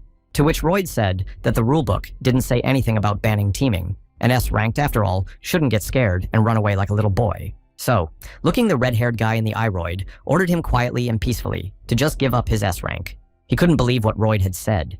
Did they really think they could beat him just because they had good items, or because they were outnumbered? They live in a very limited world if they think that. And King told them that they had a good chance to experience how big the world is. At this time in the royal palace, the professors in black robes either continued to observe or discussed with each other what they had seen. The projection in front of them showed all the portfolios of the examiners involved in the current showdown. Professor Seiler, who is in charge of the participants, is asked by Royd and Max about the recent actions of his students if they are not doing the timing. He didn't understand what the problem was, and the girl with glasses pointed out how cowardly his students were because they had the same rank and had formed a team and were playing a single game. In response, Professor Seiler pretended not to understand and pointed out that one of the students named Boretz was under Professor Vaughn's supervision, so he wouldn't say it was his students who were in the group. Hearing them talk, the headmaster sitting on his throne said it didn't matter at all. There really wasn't anything in the rules about timing, so it wasn't forbidden. To be honest, Jimmy Fullhouse didn't think anyone would do that during an official competition. It was entertaining enough that he was willing to forgive them. And Professor Silder responded to the girl with the glasses by saying that it wasn't against the rules, so it should be seen as their strategy. Professor Sidler's gut sort of told him that it seemed like Royd had prepared for the exam. He grew up amongst the mafia, so Royd has excellent leadership and information-gathering skills, making him a brilliant criminal, and he also has an incredible personality. So as soon as the S-ranker caught Royd's eye, he was done for good. Royd said to King's face that he didn't like the look in his eyes.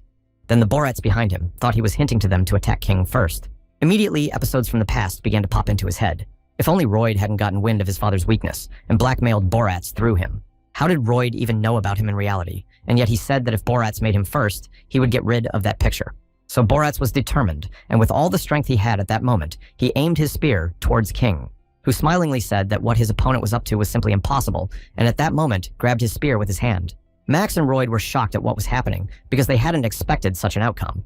Boratz wasn't thrilled either, and he was immediately thrown into a cold sweat.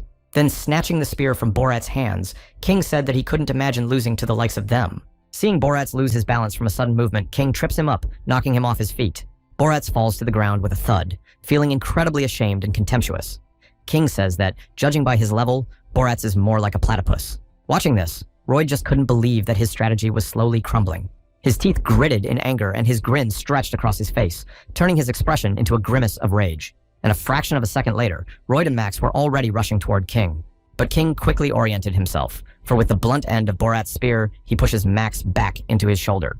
Then, changing the position of the spear, he successfully defends himself against Royd's attack. At the same time, his face never lost its smile for a second. He was confident in his abilities as before. Subsequently, King takes one clear swing of the spear again, driving Max away from him and holding Royd with it. And then pointing at Max, says one of them is Pavian, and another one about a red wolf, clearly implying that it was Royd. Then the latter remarked that King was good at making up nonsense. At this point, Professor Seidler lost his temper and couldn't understand what was going on. The professor sitting behind him thought that perhaps Seidler had not noticed the ranks of those involved in the fight. Professor Musashi, who is in charge of the participant King, said that it is not appropriate to behave so impolitely with a stronger opponent. After all, King is the type of player who, because of his incredible power, was like a bug. According to the laws of this world, to get something you have to give up something, and even in the game, focusing on one goal will inevitably have to sacrifice something else. Ability to assess the situation level of synchronization sense of space, reflexes, physical skills, and spirit. You can say King has the best performance in all the parameters important in VR game. He also has an ego to back it all up, and an unwavering belief in victory that gives him extra strength. And while the professors were talking, 3 stalled players rushed at King with even more force. Swinging his spear and scaring off his opponents, King says that he never even considered defeat. With those words, he disarms 2 of his 3 opponents in one deft and precise movement. And the last of them, Royd, sat on the ground. He could not at all think that a S-ranked player would be this good. And then he realized where that bad feeling had come from right after meeting King all this time. King thought of his opponents only as entertainment and never thought for a second that they could be worthy and serious opponents. Realizing this, Royd shouted insults at King with hatred and pain at the top of his voice. Professor Seidler was stunned. His eyes widened and his mouth opened involuntarily to express stunned. After all, he was watching King, who, without a drop of nervousness or fear, simply stood leaning on the sword of the opponent he had recently defeated. Professor Seidler was feverish because a student had left the exam, and Professor Bison said that after what he had seen, he was not sure that there would be anyone among the students who could resist King. The director said that King's skills were so excellent that he defeated ranked players like little children. There's a reason why King's name is King. It characterizes his skills incredibly accurately. So among all the remaining students, only the 3 on the projection in front of Jimmy Fullhouse will be able to resist him. 2 of them are Professor Lee's students Carrie and Ark, and the third is a guy in a mask with a beak. The director said that not knowing the result until it pops up in the information window is quite interesting, and everyone in the Royal Palace will be eagerly awaiting the birth of a super player who will lead this game to an unexpected ending. Meanwhile, the rough and drylands location where the unapproachable landscape is covered in cracks. With all the strength he had, a guy with a head like a snowman ran. If he manages to run to the next location, he will be able to leave the dangerous areas. He had literally 3 seconds to do it, and he planned to do it with his foot on the ground beneath her. He makes a decisive, clear jump so that his body literally soars into the air. And at the last second, his hand is already nearing the barrier with the next safe location. But at that moment, when he was already full of confidence that he would be able to get to the harmless territories, the entire location of the rough and dry lands is suddenly engulfed in flames. And a guy with a head like a snowman and complete incomprehension of what's going on literally begins to melt before his eyes. After that, the area he was in is completely engulfed in flames that are rapidly consuming everything in the land. Meanwhile, 50 minutes had passed since the exam had begun. As the number of dangerous territories increased, and the number of active fights between the students who entered by recommendation increased, so did the number of those who dropped out of the fight.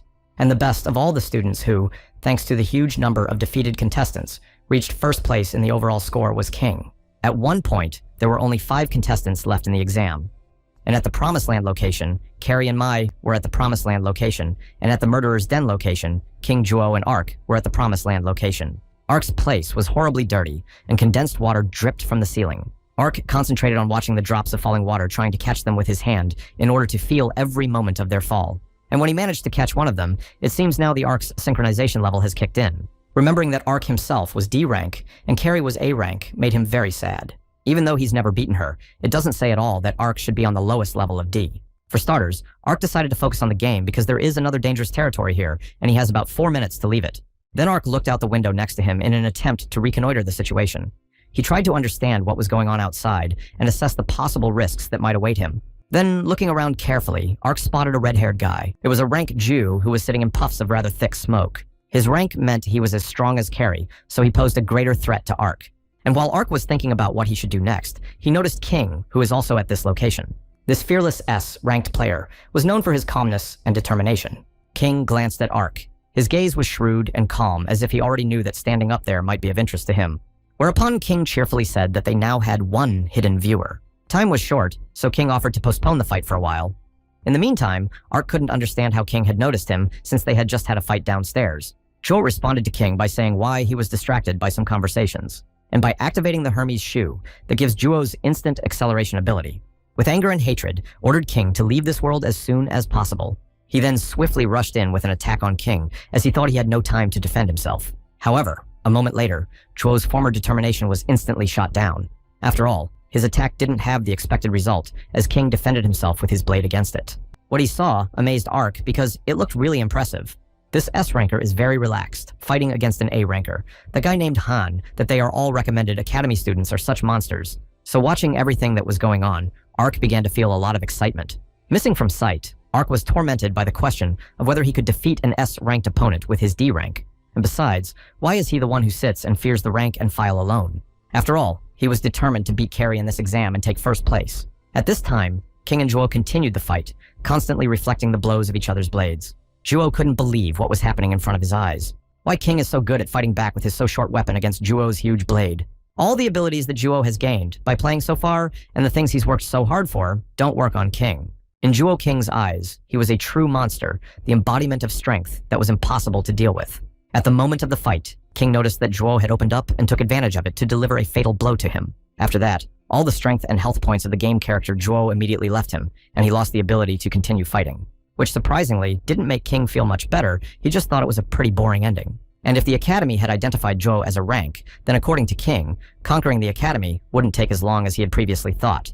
He couldn't understand if this was the entire level of the best educational institution in the field of gamerism.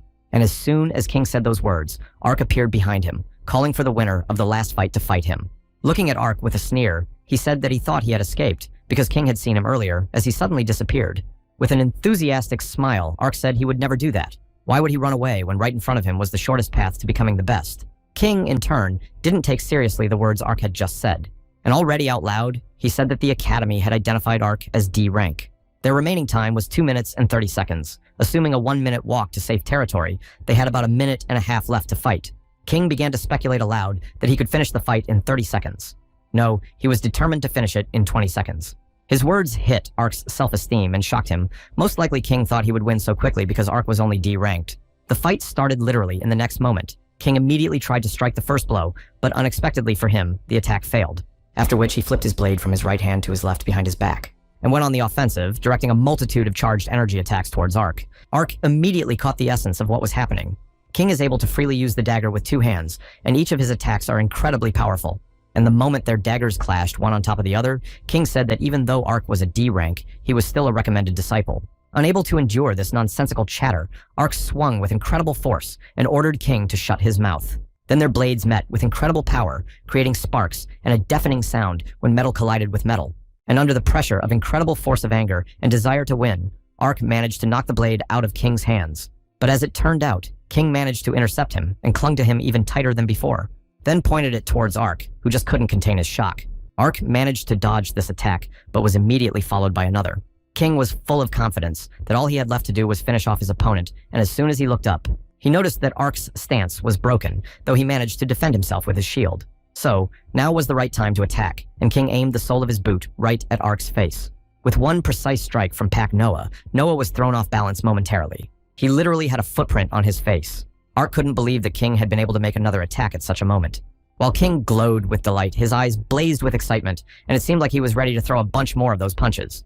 They still had about 10 seconds left, and Ark was still feeling the effects of the last attack. Tears even appeared in his eyes, Ark noted aloud how fast this combo was executed. With 9 seconds left, King wasted no time in rushing towards Ark. Every next second, they counted down in turn and continued to swing their weapons in an attempt to strike a fatal blow. Ark couldn't believe that this asshole really thought he could beat him in 20 seconds. And then he remembered the professor's words, saying that adjusting the level of synchronization was like Ark pouring water into a glass with his eyes closed.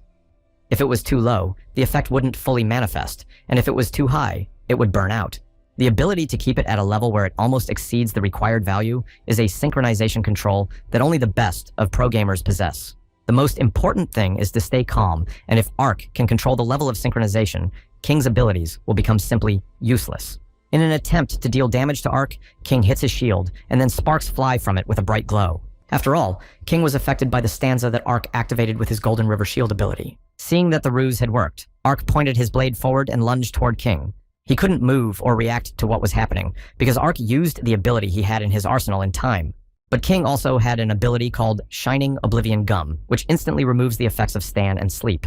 Applying it, King immediately regained consciousness, and his mind cleared from the temporary confusion. So he immediately and clearly repelled the blow that was already closing in on him. Ark was shocked by what had just happened, and couldn't believe his eyes as he was in a stasis state, and King was able to use the canceling item right away. How he does all these things in a game he's playing for the first time. Meanwhile, the last second of the 20 seconds that King was going to win had expired. He couldn't believe he was capable of miscalculating the amount of time he needed. This simply couldn't happen, or the Academy judges who had given Ark a D rank had made a mistake in their selection. No matter what the reason, the fact that King didn't follow through with what he said really spoiled his mood. And a second later, he was directly in front of Ark's face. Swinging his blade with the expectation of damaging Ark, he only hits his shield.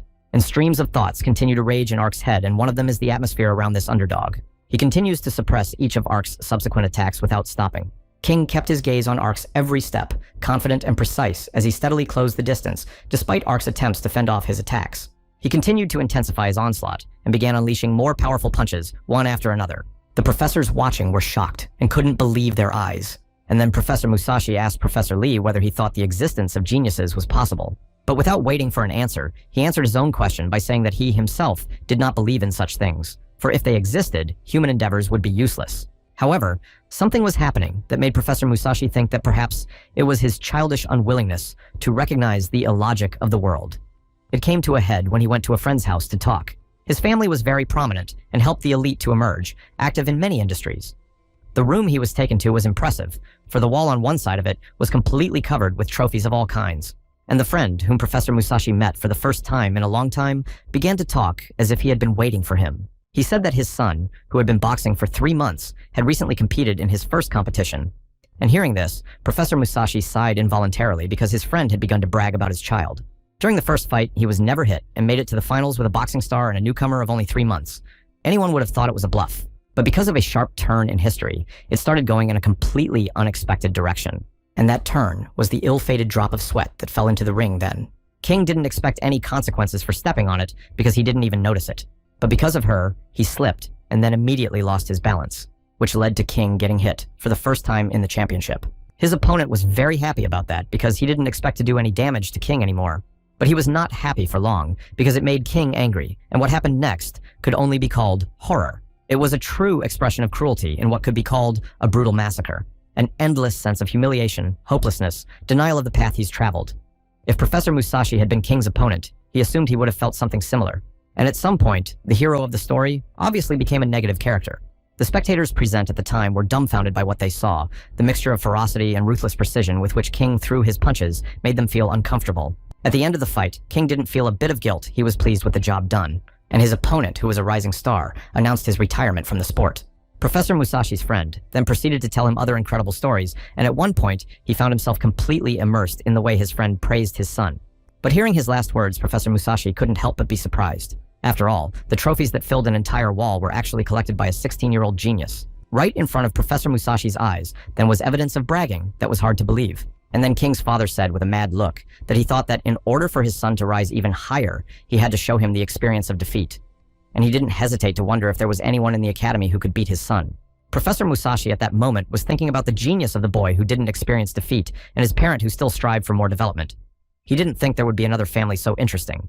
And he was never able to answer his question. And even now, in Professor Musashi's mind, there is only one phrase he can say to his friend, and that is that he thinks there is no such person here. After all, King is so narcissistic that even in virtual reality, he created an avatar that exactly replicates his real appearance, and so far, he has lived getting what he wanted. So if something goes against his plans, he reacts very violently. So Professor Musashi sincerely wished that Professor Lee's disciple's mental state would not be broken. And just at that moment, Ark felt a strange feeling inside. That imaginary glass of water spilled, which meant only one thing. Ark immediately felt a change in his body and literally froze in place. King then makes his long-awaited first attack in the fight with Ark. King's eyes suddenly opened wide with surprise. He realized that now Ark couldn't use his synchronicity. Immediately, King grabbed Ark by the throat with incredible strength and fury. His blade even fell out of his hands in surprise, and Ark heard himself saying that without his level of synchronization, he was no good at all. King also added that because of a loser like Ark, he threw his words to the wind. And now, in the future, he will need to pay more attention to judging other people too low. It was a minute before the area became dangerous, and if they ran, they could reach safety. At that moment, Ark thought about the time spent on training, and realized that he had no other strength besides the level of synchronization. However, the feeling he had was different from when he lost to Carrie. Those bright eyes Ark saw before him brought back memories for him, about Hyanjun, who had humiliated Ark in real life in the past. His gaze clearly expressed contempt and unwillingness to recognize Ark, which left a deep impression on his memory. And as Ark's avatar's health rapidly dwindled, he realized that he was once again being played for nothing. He didn't want to lose, and he didn't care if he couldn't rely on anything other than his synchronization level as long as he could prevail. Meanwhile, the already overflowing glass continued to overflow over the edge, as if symbolizing the limit of Ark's abilities. With each passing moment, the water poured faster and faster over the edge of the vessel on the table, filling its surface. Until at one point, the liquid pouring out at all filled the entire table and began to spill out onto the floor. After that, and the surface of the floor began to fill with a literal sea of water. And so the table and chairs around it could no longer stand on the surface and floated in an endless amount of leached water. At that moment, Ark's hand reaches out to King's face, from which the former smile immediately disappeared. Ark's frantic look made it clear that whatever might happen next couldn't be simply predicted. His eyes glittered as if reflecting the storm of emotion and strength that was about to burst forth. A little earlier, on the Promised Land location, there were some events going on as well. A girl with purple hair named Mai was screaming as if she had seen a monster. She called Carrie a terrible monster, who couldn't understand how such a weak girl could say such words while flying into Mai's face with both feet. After defeating her opponent, Carrie thought it was easier to fight with her bare hands than with weapons, and this was the third opponent she had defeated. So now Carrie only has to defeat the S-ranked guy with the nickname King and Ark, who did survive until the very end. He's doing better than Carrie could have imagined. And since the location she was in was designated as the last safe area for whoever became her opponent, Carrie would be waiting for him there. And parallel to these events, Ark's hand hovered over King's face. Tension hung in the air, and King noticed the way Ark's eyes looked at that moment. Just a second later, Ark takes a swing of his shield toward King as he bounces away. He couldn't get used to what was happening, because not so long ago, Ark had been at his limit, but now something about him had changed. It was as if his energy had come out of nowhere, and it was frightening. King couldn't figure out how it came to be a skill item. He had learned absolutely everything written in the rulebook, but there was no such thing. And this pissed King off incredibly badly, so he immediately made an attempt to attack his enemy. But Ark, as if knowing what was about to happen, dodged the attack that was aimed in his direction. He continued to dodge all subsequent possible attacks, dodging them time after time. His face expressed absolutely no emotion, and his eyes were shining even brighter than before. So it wasn't just King who was shocked to see this picture, it was Jimmy Fullhouse, who couldn't believe his eyes, if what he was seeing was really possible. The level of Ark's synchronization that was shown on the projection in front of the headmaster was rapidly increasing with every second. And the fight between Ark and King continued, but now the tension was even more intense. Every second cost them a place on the exam, because very soon the territory they were in would be destroyed. King realized that there wasn't much time left and every next move could be decisive. And in the next moment, Ark swipes his blade right in front of King with incredible strength and speed. Thus he managed to wound King, and feeling the pain, his face contorted. Now Ark was experiencing sensations he had never felt before. It was something new and unexplored, as if his soul and body had been separated, as if his feelings had taken off. He completely sensed how the opponent would move, and how he himself should move. The variables that could happen in this place, and even the feelings of the opponent, absolutely everything. It was as if something was telling him how he should move, and with what force he should make all the following attacks. He dodged masterfully, leaving King no chance for him to land a single blow. And the next time King tries to reach for Ark with his sword, he crouches down to dodge. Ark then strikes King's liver with the hilt of his dagger with great power. Ark was not enough of his power and wanted to feel more. And the moment his synchronization level was 999 in reality, blood spurted from his nose. And in the royal palace immediately began to appear windows with warnings, because what was happening was very dangerous. Professor Lee became incredibly nervous and immediately checked on his projection to see how Ark was feeling in the real world and noticed exactly what was happening to him. He immediately began to teleport away while Professor Musashi tried to ask him what it all meant in the first place. King, holding his side, and Ark still remained in the same places as before. King's face was twisted in pain, and he couldn't understand how Ark had managed to attack him with the hilt of his sword. King felt terrible, and further under the pressure of Ark's relentless attack, King planned to reach his opponent. He didn't expect to succeed with the deceptive move, but it helped him stop Ark for a second. King was starting to get mad at what was happening and the anger inside him. What should he do to destroy Ark? He'd have to think of a move if he didn't want to lose. Under the flood of thoughts, his face took on a horrifying look that was the result of hopelessness, and madness in his mad eyes reflected the inner turmoil, and his hand covered the rest of his face as if trying to hide his pain and fear. And just as abruptly as the last time, his face changed again, only now it expressed complete incomprehension and confusion. King lowered his hands and his gaze became blank. He stood motionless as if he had lost all connection with what was happening. After all, he had watched Ark, who had just been overwhelmed with strength, collapse to the floor as if he had just been stunned. At this time in real life, Professor Lee ran to Pa Noah's room with incredible speed, who still continued to sit in his gaming chair with his helmet on his head. However, the traces of blood on his sweatshirt and the lowered head made Professor Lee realize that what was happening was much worse than he would have liked. And the next moment when Ark regains consciousness, even opening his eyes is very difficult for him. As soon as he managed to open his eyelids, a bright light from the room he was in hit him in the eyes. Lying in his hospital bed, Pa Noah couldn't think of where he was now. As soon as he stood up, he felt an unbearable pain in his head, and while he cringed at its sharpness, Professor Lee, sitting nearby, finally waited for Pak Noah to awaken. He told Pak Noah not to move too much. He was brought to the hospital after going into shock in the crossing, and for now, he needed to avoid exertion. Because Ark had never seen Professor Lee before in his life, he thought the man sitting next to him was a doctor. Then he said that it would be considered that he had given up in the middle of the game, but he had to fight Carrie. The professor was thinking that even at this moment, Pak Noah still remembered the game, and he was truly glad that his student was healthy. Asking Pak Noah how he was feeling, he said that, apart from the heaviness in his head, everything was fine. Then asked how long he had been in the hospital. Professor Lee said about 2 hours. Hearing this, Pak Noah said that he had to go somewhere, so he wanted to check out, and then asked if the man sitting across from him knew if the exam for the recommendation students was over. Professor Lee realized that since he and Ark had only met in the crossing, it was obvious that Ark didn't recognize him, and he said out loud that the battle was against an opponent who surpassed him in specialization. Even if it was obvious that it would be a loss, he should be ready to fiercely enter any grip. Those words, as expected, put Ark in a stupor, and after a moment, he asked the man he saw for the first time if he is Professor Hidden in the bushes. The man says that it's the first time they've met in real life, and expresses how pleased he is to meet Pak Noah, while he looks at him with a puzzled look, because he was not at all prepared for this meeting, and told Professor Hidden in the bushes that he looked more ordinary than Pak Noah thought he did, to which the professor said he couldn't even guess what Pak Noah thought of him. And then Pak Noah heard from the professor about what happened after he passed out. Getting right to the point, the winner of the recommended students exam was Carrie. All of the other students wanted this victory, but the professor said that Carrie was very unhappy with this result. And after the battle with Ark, King was unable to leave the dangerous territory and was eliminated due to a quick death. For this reason, Carrie was not happy because she did not win after the battle with S rank that she was looking forward to and did not put any effort into it. Ark realized that he had ended up as S rank, then asked about that guy named King because it seemed to Pak Noah that he couldn't have made such a mistake. Professor Lee said that it was Pa Noah who led to this outcome, and if it wasn't for him, everything would have turned out very differently. The reason why King couldn't leave the dangerous territory is because after Ark's departure, he didn't run to the safe lands for some reason, but stayed there looking at one point.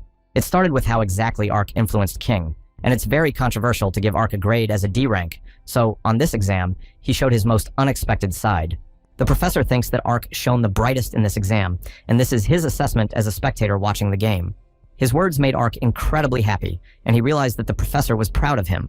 Further stroking Pak Noah's head, Professor Hidden in the bushes warmly stroked his head. After all, the entire faculty had agreed to this decision, which meant that Ark had made it into Fantastica Academy. And with cries of unbelievable joy, Ark straight up jumped up in his hospital bed while the professor tried to calm him down. Whereupon, a hospital robot emerged from the hallway and ordered them to be quieter in the hospital. Then Professor Lee, turning to an incredibly happy Ark, said he had something to tell him. And Professor Hidden in the bushes' gaze immediately changed, and his expression became more serious, as if he was preparing to say something important. It was because, after waiting for a while, he said that from now on, Pak Noah would not be allowed to use the synchronization level. To which Ark couldn't even give any answer. He only knew that the level of synchronization was his only trump card up his sleeve, and that meant that he would have to learn new skills next. And so, a month has passed since then, and on graduation day at the first high school in the City D, the voices of many students could be heard in the schoolyard as they spent the day with smiles, and did not miss the opportunity to take memorable photos. The girls standing in the crowd were asking the one opposite them if he had entered the Fantastic Academy. They also said that they had no doubt that he would. The one standing in front of them was Hyanjun, who said that it was just an admission and why they were so happy. They were showing genuine happiness because now they had their first acquaintance who had entered Fantastic Academy. And while the established company continued to chatter, the figure of Pak Noah appeared behind them. Hyanjun was still surrounded by the girls as they praised him, and they made sure he was admitted because the phone number he gave them said that he was really admitted. At that moment, someone called out to Hyanjun, which instantly caught his attention. The person who called out to him was Pak Noah, and immediately Hyanjun instantly became nervous. Pak Noah smilingly said towards Hyanjun that he seems to have entered this academy as well. Then turning her phone toward Hyanjun, the girl who had also run over to see what was on the screen did not hide her surprise. After all, there was Pak Noah's exam number, which meant that he had gotten into the academy by recommendation. When the other girl saw it, she said that if he had passed by recommendation, it was even cooler than regular admission. Pak Noah immediately smiled happily, because this was exactly the reaction he had expected. The veins on Hyanjun's face even rose from anger, and his gaze instantly turned blank. As Pak Noah turned around and walked away satisfied, Hyanjun's face immediately turned red, which was noticed by the girls around him. A new beginning means the end of a painful time and the beginning of a new life. This phrase is usually used in a positive way, but a new beginning also means separation from what has gone before, and so it was with Pak Noah. The moment Pak Noah was packing his things, T1 had already been just staring silently at the TV for some time. According to the rules of the Fantastic Academy, all its members must live in the dormitories that are located on its territory, and it is forbidden to bring their robots to the academy area. And so it turns out that Pak Noah will not be able to avoid separation from his robot T1 and will have to leave him at home. He was sorry because he was so excited when Pak Noah came home and told him he got in. But T1 seemed to be sad when the day of separation came. Pak Noah will have to be separated from T1 for the next 3 years. And then thinking about all this, Pak Noah, turning to T1, said that he would do well so that the robot wouldn't have to worry. Recently, he has been paying his rent on time without late payments, and he has been praised at the part-time job he has been working for some time. He has also become well-oriented, as he was able to travel alone to another city and come back. And even after he leaves for Park Academy, Noah will continue to pay rent, so while he's away from home, T1 can skimp on electricity and walk around with a full charge. Thinking back 10 years ago, when Pak's father Noah brought T1 into their family, they became fast friends with him. They played and fought together. Thinking back on it now, it seems like a lot of things happened. And when his dad disappeared and his mom was sick, T1 was always there for Pak Noah, supporting him in such a difficult time. T1 is a friend of Pak Noah's, as well as his family. He has taken care of him for at least 10 years. Hugging T1 from behind, Pak Noah promised him to come back in 3 years and grow up even stronger, so he really hoped his friend would wait for him. After saying these words, he was even more moved than before and cried as he hugged his robot. But the man remained silent, and when Pak Noah turned to him again, he began to get nervous, for he never got an answer. And after Pak Noah loosened his embrace, the robot simply fell like a breathless body. The longing that had already overtaken Pak Noah was replaced by utter horror, for he could not understand what had happened. T1 still continued to lie on the floor with no signs of life. And then there was the laughter of T1, asking Pak Noah what new drama he's acting out here alone. This is really the funniest show he's seen in a while. And then a small smile appeared on Pak Noah's face, which was all in tears, and his gaze settled on her. Connected by a cable to T1, a phone on which an emoticon with a robot face was glowing. Pak Noah didn't understand how T1 got into his phone, and the robot immediately replied that if there was a place to transfer the data, it could be transferred to any technology, so Pak Noah should read the rules of operation. T1 kept laughing at him because he cries over anything, and yet calls himself an adult. That's why T1 can't send him off on his own. Anyway, he's his guardian, so he's willing to walk him to the academy, and Pak Noah doesn't have to worry about anything. T1 said that you never know what's going to happen when you use public transportation. The robot told Pak Noah to get there 30 minutes before the start. After a while, when Pak Noah reached the right place, it was already sunset outside. At the huge and beautiful building, with colored floors of the gamer faculty, dormitory at Fantastic Academy. Standing in formation were a large number of disciples, and in front of them in turn stood 3 men. And Ark, standing in the midst of this crowd, was tense because he was in front of the Fantastic Academy dormitory. At this moment, in the pocket of his jacket, T1 was encouraging him to keep his shoulders straight. Then one of the men in front shouted for everyone here to be quiet. It's 5 p.m. check-in time, so right now they're going to start checking in everyone here. The massive-looking man said that he was the dormitory manager of the Gamers Faculty of Fantastic Academy, and his name was James. If the students strictly followed the time rules in their behavior, he would have no reason to interfere. From the moment they enter the academy, they will all forget their real names and use nicknames from the crossing. Unlike others, their gamer faculty works on a rank system, and the higher the rank, the better equipment and bonuses they can get. There is bronze, silver, silver, gold, platinum, diamond, and challenger. The higher the rank, the higher floor they will be able to get a room on. They can also increase their rank through exams during the school semester and dorm scores. Everything is decided according to their ability level. There can only be 20 students with the rank of diamond and above. Depending on their rank, the environment around them will vary from a budget studio to a luxurious hotel room. Now, thanks to the messages, the students who entered in the usual way will be distributed. After they have checked these messages, each of them should wait in his room. The students who were recommended will stay here and be divided into groups according to their rank. Hyanjun, who was standing in the crowd, immediately thought of Pak Noah, which made him really angry. And when all the regular students had already left for their rooms, the students who had been recommended were left alone with the representatives of the Fantastic Academy. James went on to say that due to the fact that the students ahead of him had shown their abilities in the Academy entrance exam, they would be given a bonus. D rank is bronze, C rank is silver, B rank is gold, A rank is platinum, and C rank is diamond. Each of them would be assigned according to their rank.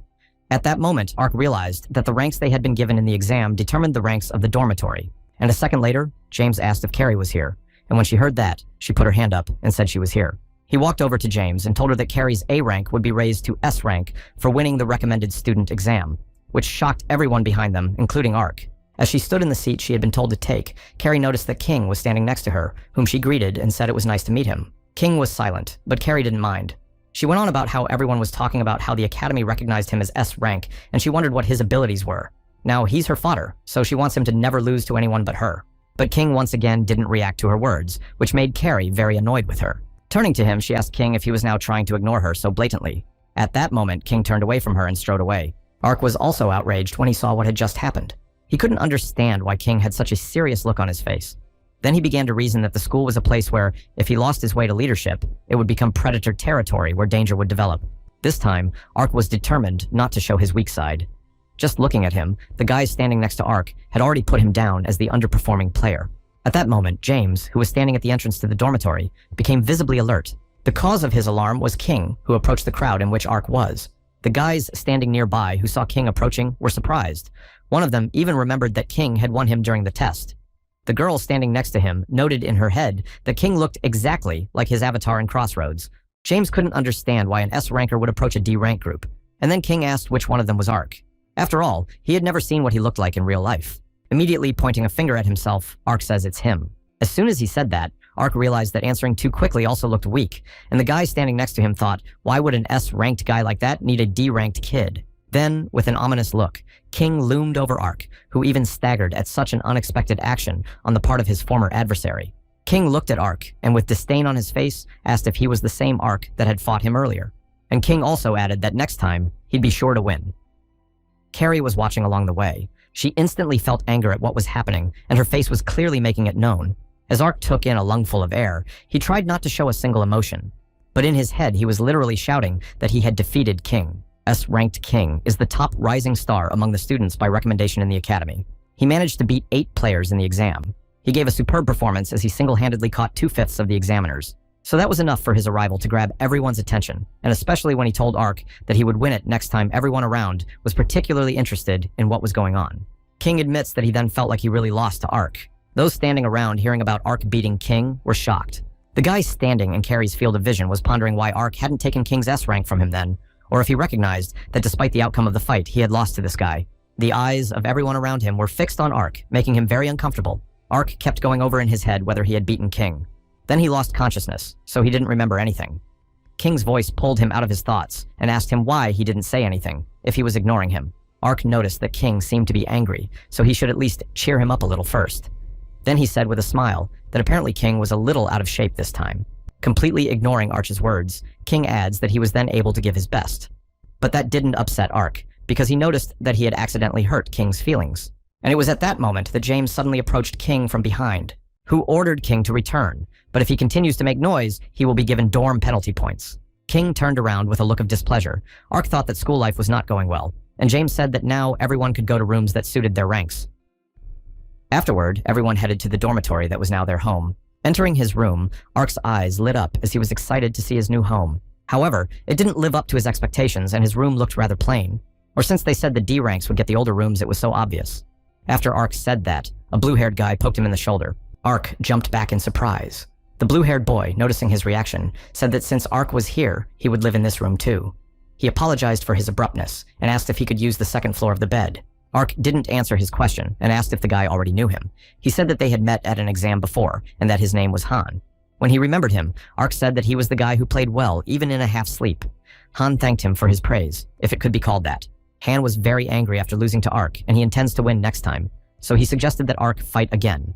Then he added that he thought Ark's specialty was the level of synchronization. After that, Ark was visibly nervous, and remembered what the professor had told him, because now he could no longer use the synchronization level. Ark's thoughts were interrupted when Han turned to him and said that he would like to be friends with him. Han turned to him and said that he would like to be his friend. Han says with a smile that he'll count on Ark for as long as they live together. Ark couldn't hide his happiness, and a wide smile lit up his face. Then he said that he too would rely on Han, and it was the real Pak Noah who was happy to have a friend at school for the first time in his life. And as the sun disappeared over the horizon and the stars covered the sky, Assistant Kim inquired about the gamer faculty dormitory. Park Noah, who was walking behind him, said that the bed was too hard and the room was cramped, which reminded him of a regular dormitory. In response, Kim's assistant laughed and added that he thought Park Noah would get up quickly, so he should be patient for a while. Afterward, Carrie said that her room was too big and posh for her alone, and she couldn't get used to it. The bed was too soft, and she would probably be more comfortable sleeping on the bare floor. Ark was shocked to realize the difference between bronze and diamond. Ark asked Kim's assistant where they were going. He said that they were looking around the school grounds, and that he and Carrie were going to say hello to the team they were going to join. It's controlled by Professor Lee, and Assistant Kim is the coach. Their team is called the Invincible Demon Kings, which is short for NDK. The name of their organization impressed Ark, and he immediately began to smile with excitement. And they advanced through the academy courtyard and found themselves at the Crossing Capsule Center. Upon entering inside, Assistant Kim called out to Professor Lee and told him he had brought them in. Ark was absolutely thrilled with what he saw before his eyes. There were an incredible number of crossing capsules in this room. The professor hidden in the bushes who met them said they had done a good job getting here. He asked Carrie and Ark if they had heard from Kim's assistant that the three were their senior teammates that they would be joining. The first of them is Gyum Gang-hyun, his ID Foss. He looked friendly and greeted the guys and said that he was in charge of the leadership position in the NDC team, and he hopes they will become friends. The second Yoon Sol-ha, her ID is Janie. She is very friendly to look at. Then she confirmed her first impression of herself by saying that she couldn't believe that such cuties would come to their team. And the third is Ha Dok-jin, his ID Needlies. He's a silent and gloomy-looking guy. After greeting all the team members, Ark said that he hoped they would take care of him and Carrie, at which point she also added that she relied on them.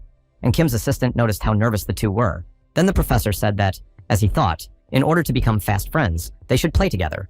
So after that, he suggested that they enter the crossing before it was too late, to start a little game of 2-on-2 competition to welcome the new students. Ark and Carrie were cautious, while Nidless, Janie, and Foss were ready for what was coming next. And by connecting to the crossing, the company found itself on a huge soccer field. Its size immediately impressed Ark, and he immediately started looking around to get a sense of its scale. The youth team will play against the old guys. If they quarrel on the first day, they can spoil each other's mood, so they will have a better soccer match. The team consisting of old members included Foss and Needless. And to balance the number of participants, Janie decided to become an observer, promising to support all teams. Professor Lee said that even though this game looks like a soccer game, it's a chance for Carrie and Ark to determine the avatar's skills and vulnerabilities in the game, and in the future, they'll be a team, so they should get to know each other. After that, Carrie kicked the ball right in Ark's face. Meanwhile, Planet Man was explaining the rules of the game.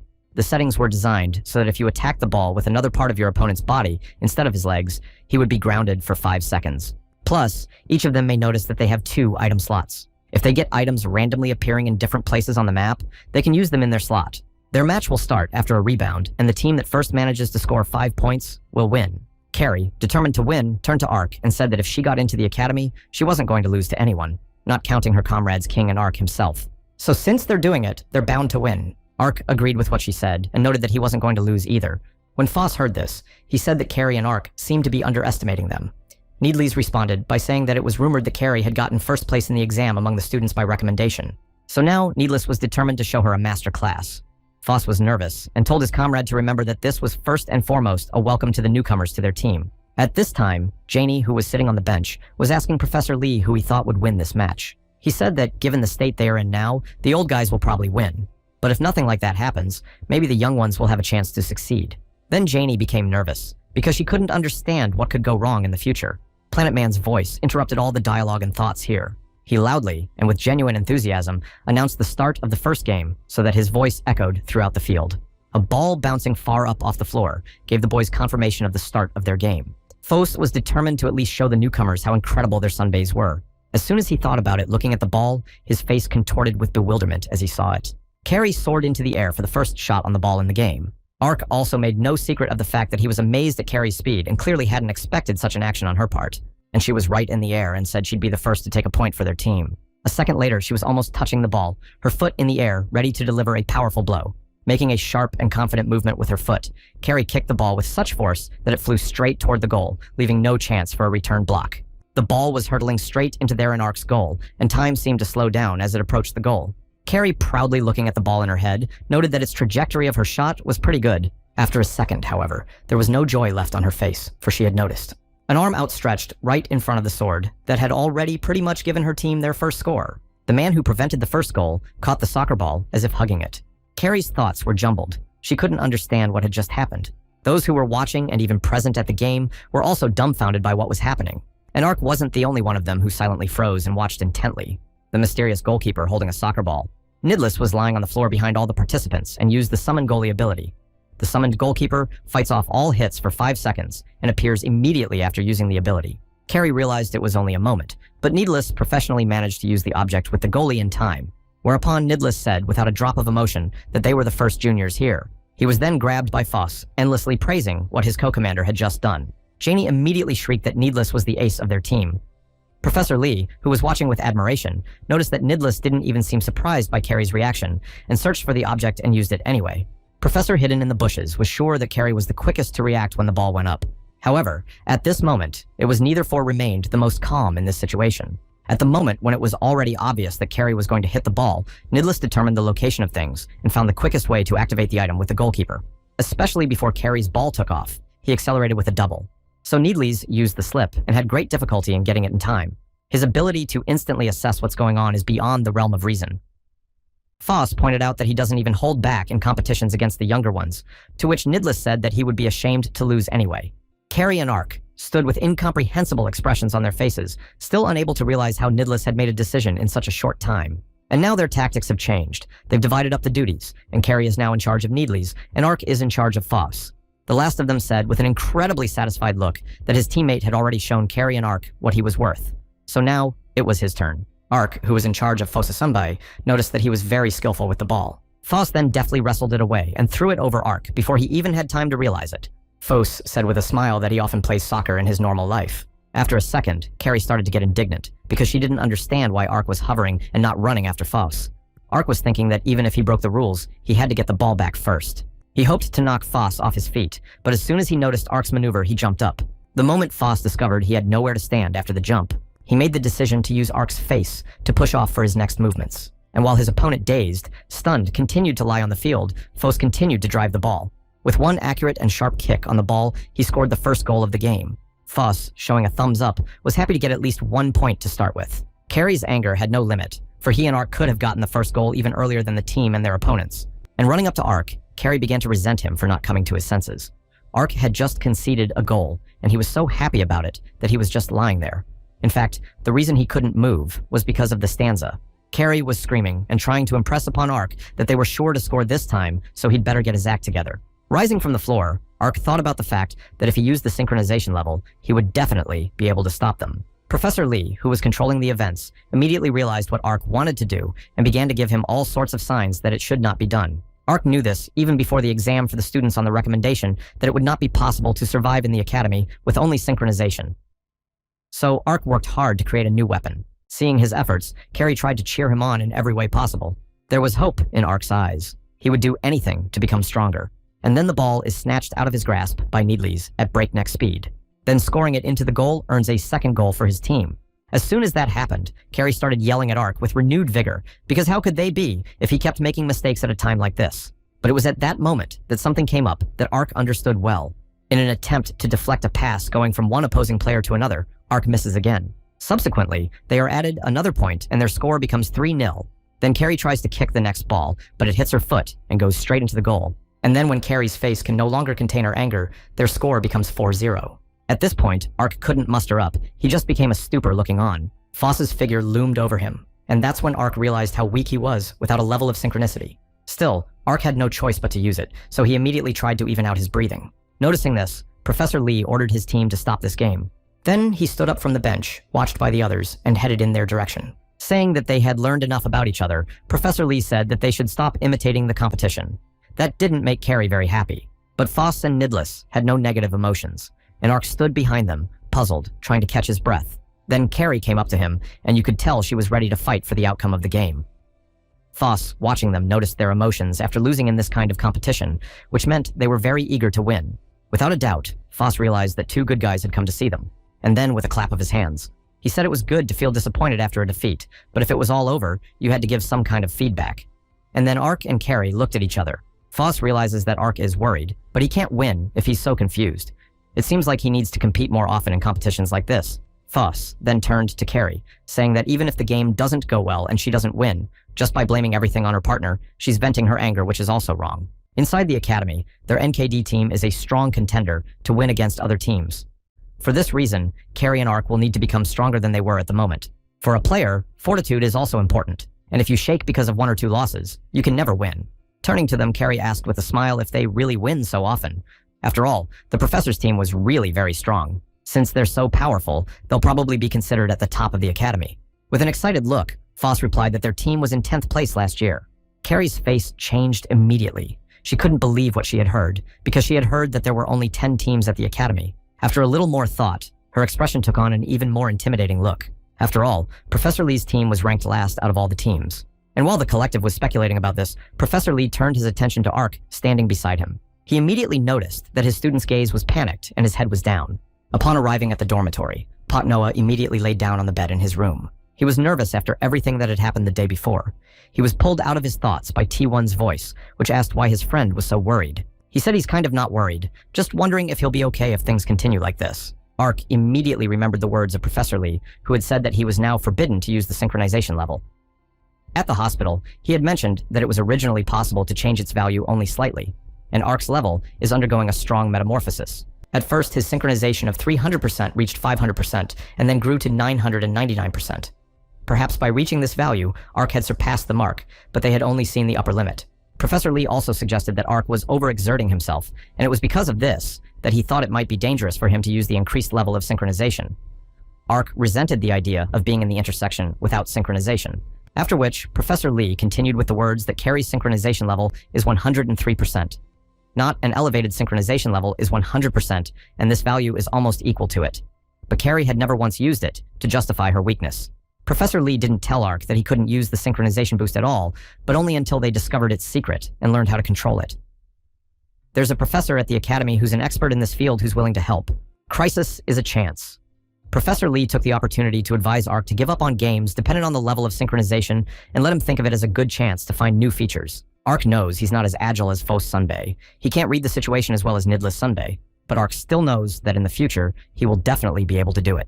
And so, when a new sunny school day at Fantastic Academy had already begun, in one of the classrooms sat a class of Zs who were new to the institution. In front of them stood a girl with glasses, who greeted them and introduced herself as Sora. She would be teaching them sports disciplines and fighting techniques that they would be able to practice in the crossing. Ark, who was sitting in the audience, also noticed that the first day was very exciting. Ark was in the same class as Han and Carrie, which pleased him. It meant he knew someone he knew, so he wouldn't be so scared. Classes at the Fantastic Academy take place both in reality and in the intersection. In reality, the theory of intersection and controlling one's mental and physical states is studied. In the intersection, they study the game of techniques and train avatars and so on. After these words, Ark immediately tensed up because he was looking forward to the first class at the crossing. But he couldn't even guess what awaited them there. Professor Sora said that since today was their first day, they would be measuring their base strength without stress. The thesis explains that although in intersection, they use an avatar, physical health from reality also affects it. Being in the virtual world for long periods of time does not stress the body enough, so exercise is necessary for health. Immediately, she suggested that the students change into the sports uniforms issued to them yesterday. Heading into the holographic gym at Fantastic Academy, already changed into their sports uniforms, the students were measuring their reaction speed under the supervision of Professor Sora. While doing so, Ark was so focused that there were even droplets of sweat running down his face. And then he felt a sudden projection behind him. Ark deftly turned around and extended his arm in her direction, thus marking her. He did it many more times because that's how the reaction speed measurement system worked. Then there was the next exercise to measure the physical strength of the students. It was pull-ups. Ark tried very hard to do this exercise, and when he finished it, he did the final pull-ups with his last strength. Next was the measurement of muscular endurance. In simple words, it's running. Ark's performance was that his reaction time was average. His pull-ups were also average, as was his 50-meter run.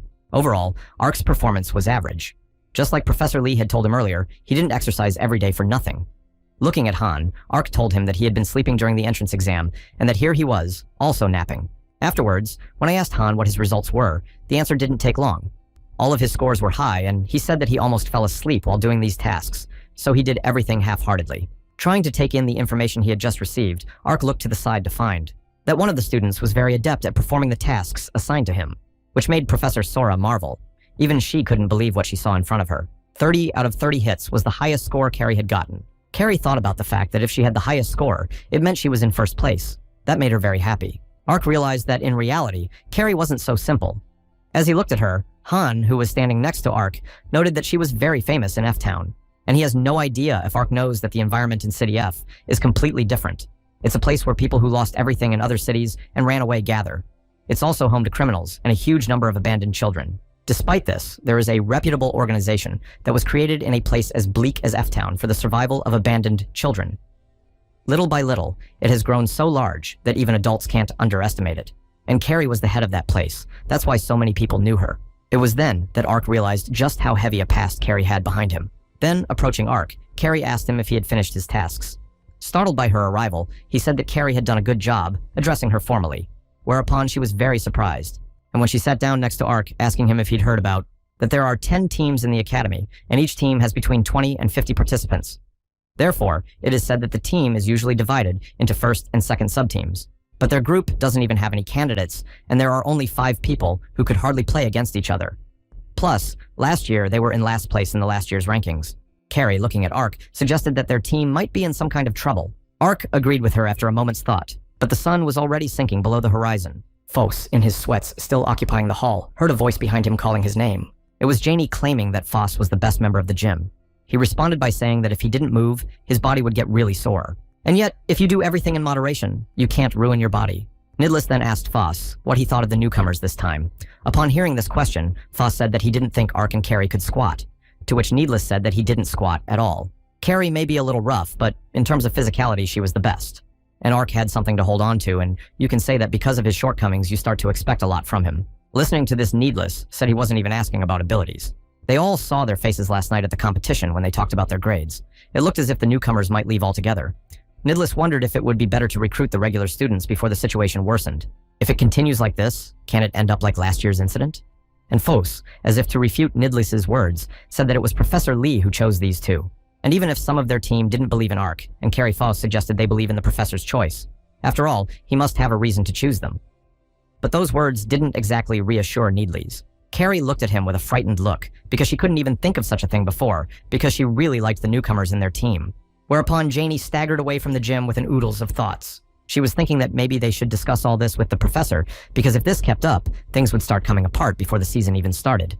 Everyone seems more receptive from last year, but they didn't do poorly because of a lack of effort. Without finishing her thought, Janie's gaze drifted to the window, and she found Carrie standing downstairs with a tall, black-haired guy. It was Matthew from the Viper Elementals. He was asking Carrie if she'd gotten first place on the recommendation exam. Without waiting for an answer, he offered to get straight to the point and invited Carrie to join his team. Carrie asked Matthew again what he meant. At the same time, Janie watched the scene from above with shock. Carrie said she was a student of Professor Lee's recommendation, to which Matthew pointed out that referral students could change teams too, but unlike regular students, they have a penalty in the form of a 1-year ban from tournaments. Besides, Professor Hidden in the Bushes is famous for forming a team with only poor people. That's why they call NKD Academy losers. And if Carrie goes to Matthew's team, which finished second last year, he can avoid that fate. Matthew also promised her a sponsorship to support the players. After that, Carrie wondered.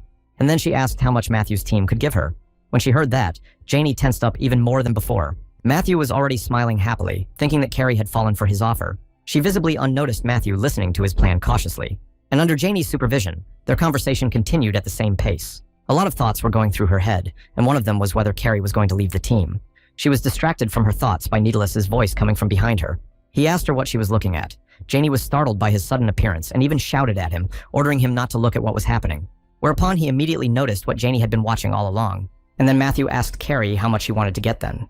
And in his head, he was sure his plan would succeed. He thought that all slum dwellers lost their minds at the mere mention of money, and she herself would join them if they gave her 1 or 2 million won. Then Carrie said that with a little math, Matthew's team should at least give her at least 1 or 2 million won. As Needles waited for what I would say to Carrie, his face twisted with an expression of disgust. And a second later, when he heard that Carrie had asked Matthew for 10 billion, Needles' eyes rounded with shock. Carrie continued that only on the condition that Matthew give her 10 billion would she consider his offer. Matthew's mouth dropped open in indignation and shock. How could a poor girl like Carrie make such terms for him? But Carrie couldn't understand why Matthew was so surprised. It's the amount of money that just comes out of the calculation. After all, she would lose her pride as a professional, and also, because of this choice in the future, when she becomes a superstar, she will get a lot of disapproving comments. But what's most important about all of this? If you add a fee for her to hand over the professor who found her and gave Carrie a chance in the past, which despite the fact that Carrie was a helpless orphan left in the slums of City F, he's the one who saw potential in her, and he's the one who changed her mind, saying she has the ability. Carrie should have a chance too, and though she's been held back by her environment so far, now she should get what she couldn't. After which he suggested that she discover her abilities at the Fantastic Academy. With all that, Matthew's team owed Carrie at least 10 billion, just a fraction of what the future superstar would earn. What Carrie had just said was causing endless anger inside Matthew, and when his nerves got the best of him, he lunged toward Carrie, whom he called crazy. Does she think he looks like some kind of simpleton to her? Then he tried to stab Carrie directly in the face, but she deftly dodged it. And firmly, with a strength Matthew clearly hadn't expected, she intercepted his arm. Carrie then hacked him up and pressed his face into the tiles beneath their feet. Then she said that, in F-Town, she had stood up to the likes of Matthew countless times. The opinion of the well-to-do, that money can buy everything. It was completely disgusting for her, and with those words, she twisted his arm even more. He started screaming that he was giving up, and Needless, silently watching them from above, couldn't believe his eyes. And then everyone within the confines of the showdown was distracted by a voice calling Carrie's name. It was a dumbfounded-looking Ark, who noticed what Carrie was doing now. Immediately, he rushed toward Carrie, saying that violence is bad and that she should stop doing it immediately. He was intent on stopping her, but Ark was in such a hurry that he tripped over a rock sticking out of the ground. Clearly not expecting this turn of events, he began to fall with fear in his eyes. And Matthew, who was lying on the floor, tensed up even more when he saw it. That Ark's swift, fast fall lands precisely on his head. The pressure immediately made Matthew's nose bleed.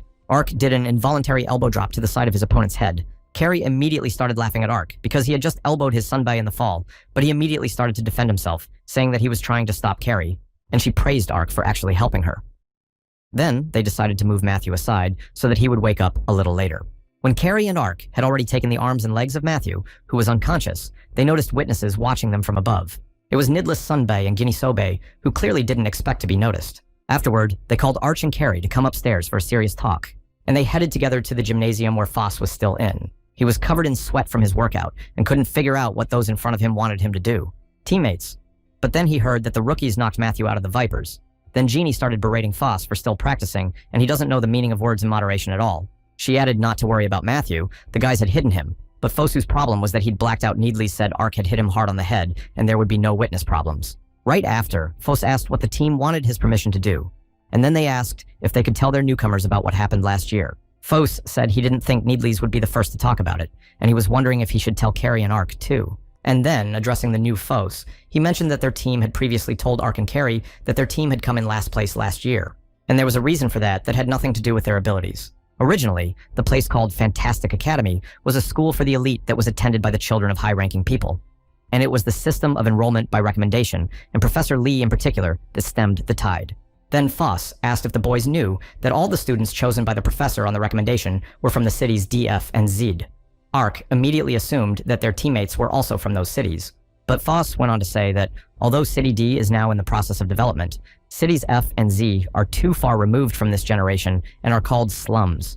So if you compare them to City A, you'd think they're from completely different worlds. Because of this, Professor Lee caused a stir at the academy, and there were forces opposing his admission on the recommendation of the slum students. They even pushed for the professor's complete resignation. But as if contradicting all the accusations the professor and NKD had performed very well every year, it was the same last year when Foss was a sophomore. Their team of 5, with no substitutes, included a third-year student preparing to become a professional and 2 newcomers who had placed first and second in the recommendation exam. Their team became so strong that they beat everyone at every competition without stopping. They were discussed as the strongest contenders to win, so their existence could not be ignored by the other teams. And then came the very incident that Foss was going to tell us about. One student from first year, who had joined them then with Needleys, suddenly announced his will to leave the team.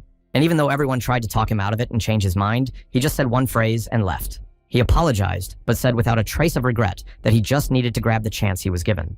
And then they heard that he moved to another team after receiving a large sum of money. The parents he betrayed Professor Lee and their team, who trusted him completely. Before the start of the season, they were unable to find additional players, so they had to play with 4. They played in a similar lineup in games where they should have had 5. As a result, they got the very last place. The academy is very different from what Ark thought of it, and now there's something else he's thinking about now. Perhaps that was the point of the professor's question. What would Ark do if he was playing an enemy with a wider range of abilities? Does he have the spirit to keep fighting an opponent he's sure to lose to? Their job is not only to beat the other academy teams, but also the limited views of the people targeting them. While Needless didn't like the guy who betrayed them and abandoned their team, he was also annoyed by the great elite of the fantastic academy. And he told the newcomers not to give in to the loud cries that everyone who grew up in unfavorable conditions is a loser. After all, if you crush them all and win, they won't even be able to squeal anymore, Needles said with an intimidating look. Hearing him say that, Carrie realized that now the guys trusted them too. And just seconds later, Ark shouted at the top of his voice that he didn't want to lose either. He's not going to lose to other academy teams, and he's certainly not going to succumb to the views that despise him. Even though right now, Ark still lacked the strength to wait, there wasn't much left to wait. And he's going to ace it by all means and lead their team. The T1 that appeared on the screen of Arka's cell phone even brought a tear to his eye, because now there was nothing left of the little boy he had known before, because Noah had grown up. But Ark's words angered Carrie and Needles, for the two already considered themselves the aces of the team. Seeing their faces, Ark thought he might have overdone it and said something unnecessary in the moment. And then Needles and Carrie jumped on him and started arguing about the title of best player on the team. Nidless looked at Carrie and said that she had lost last time and should know how to temper her fervor. She said she wouldn't lose to Nidless Sunbai in a one-on-one battle. Shouting Needles told Carrie to go to the crossing now, and he would show her where she really belonged. And parallel to that, it was already evening. The setting sun filled the room Professor Lee was in with its soft light. He was unaware of the ongoing arguments between his teammates while relaxing and drinking coffee. At this time, Matthew, who was lying on one of the flower beds, woke up and couldn't remember how he came to be in this place.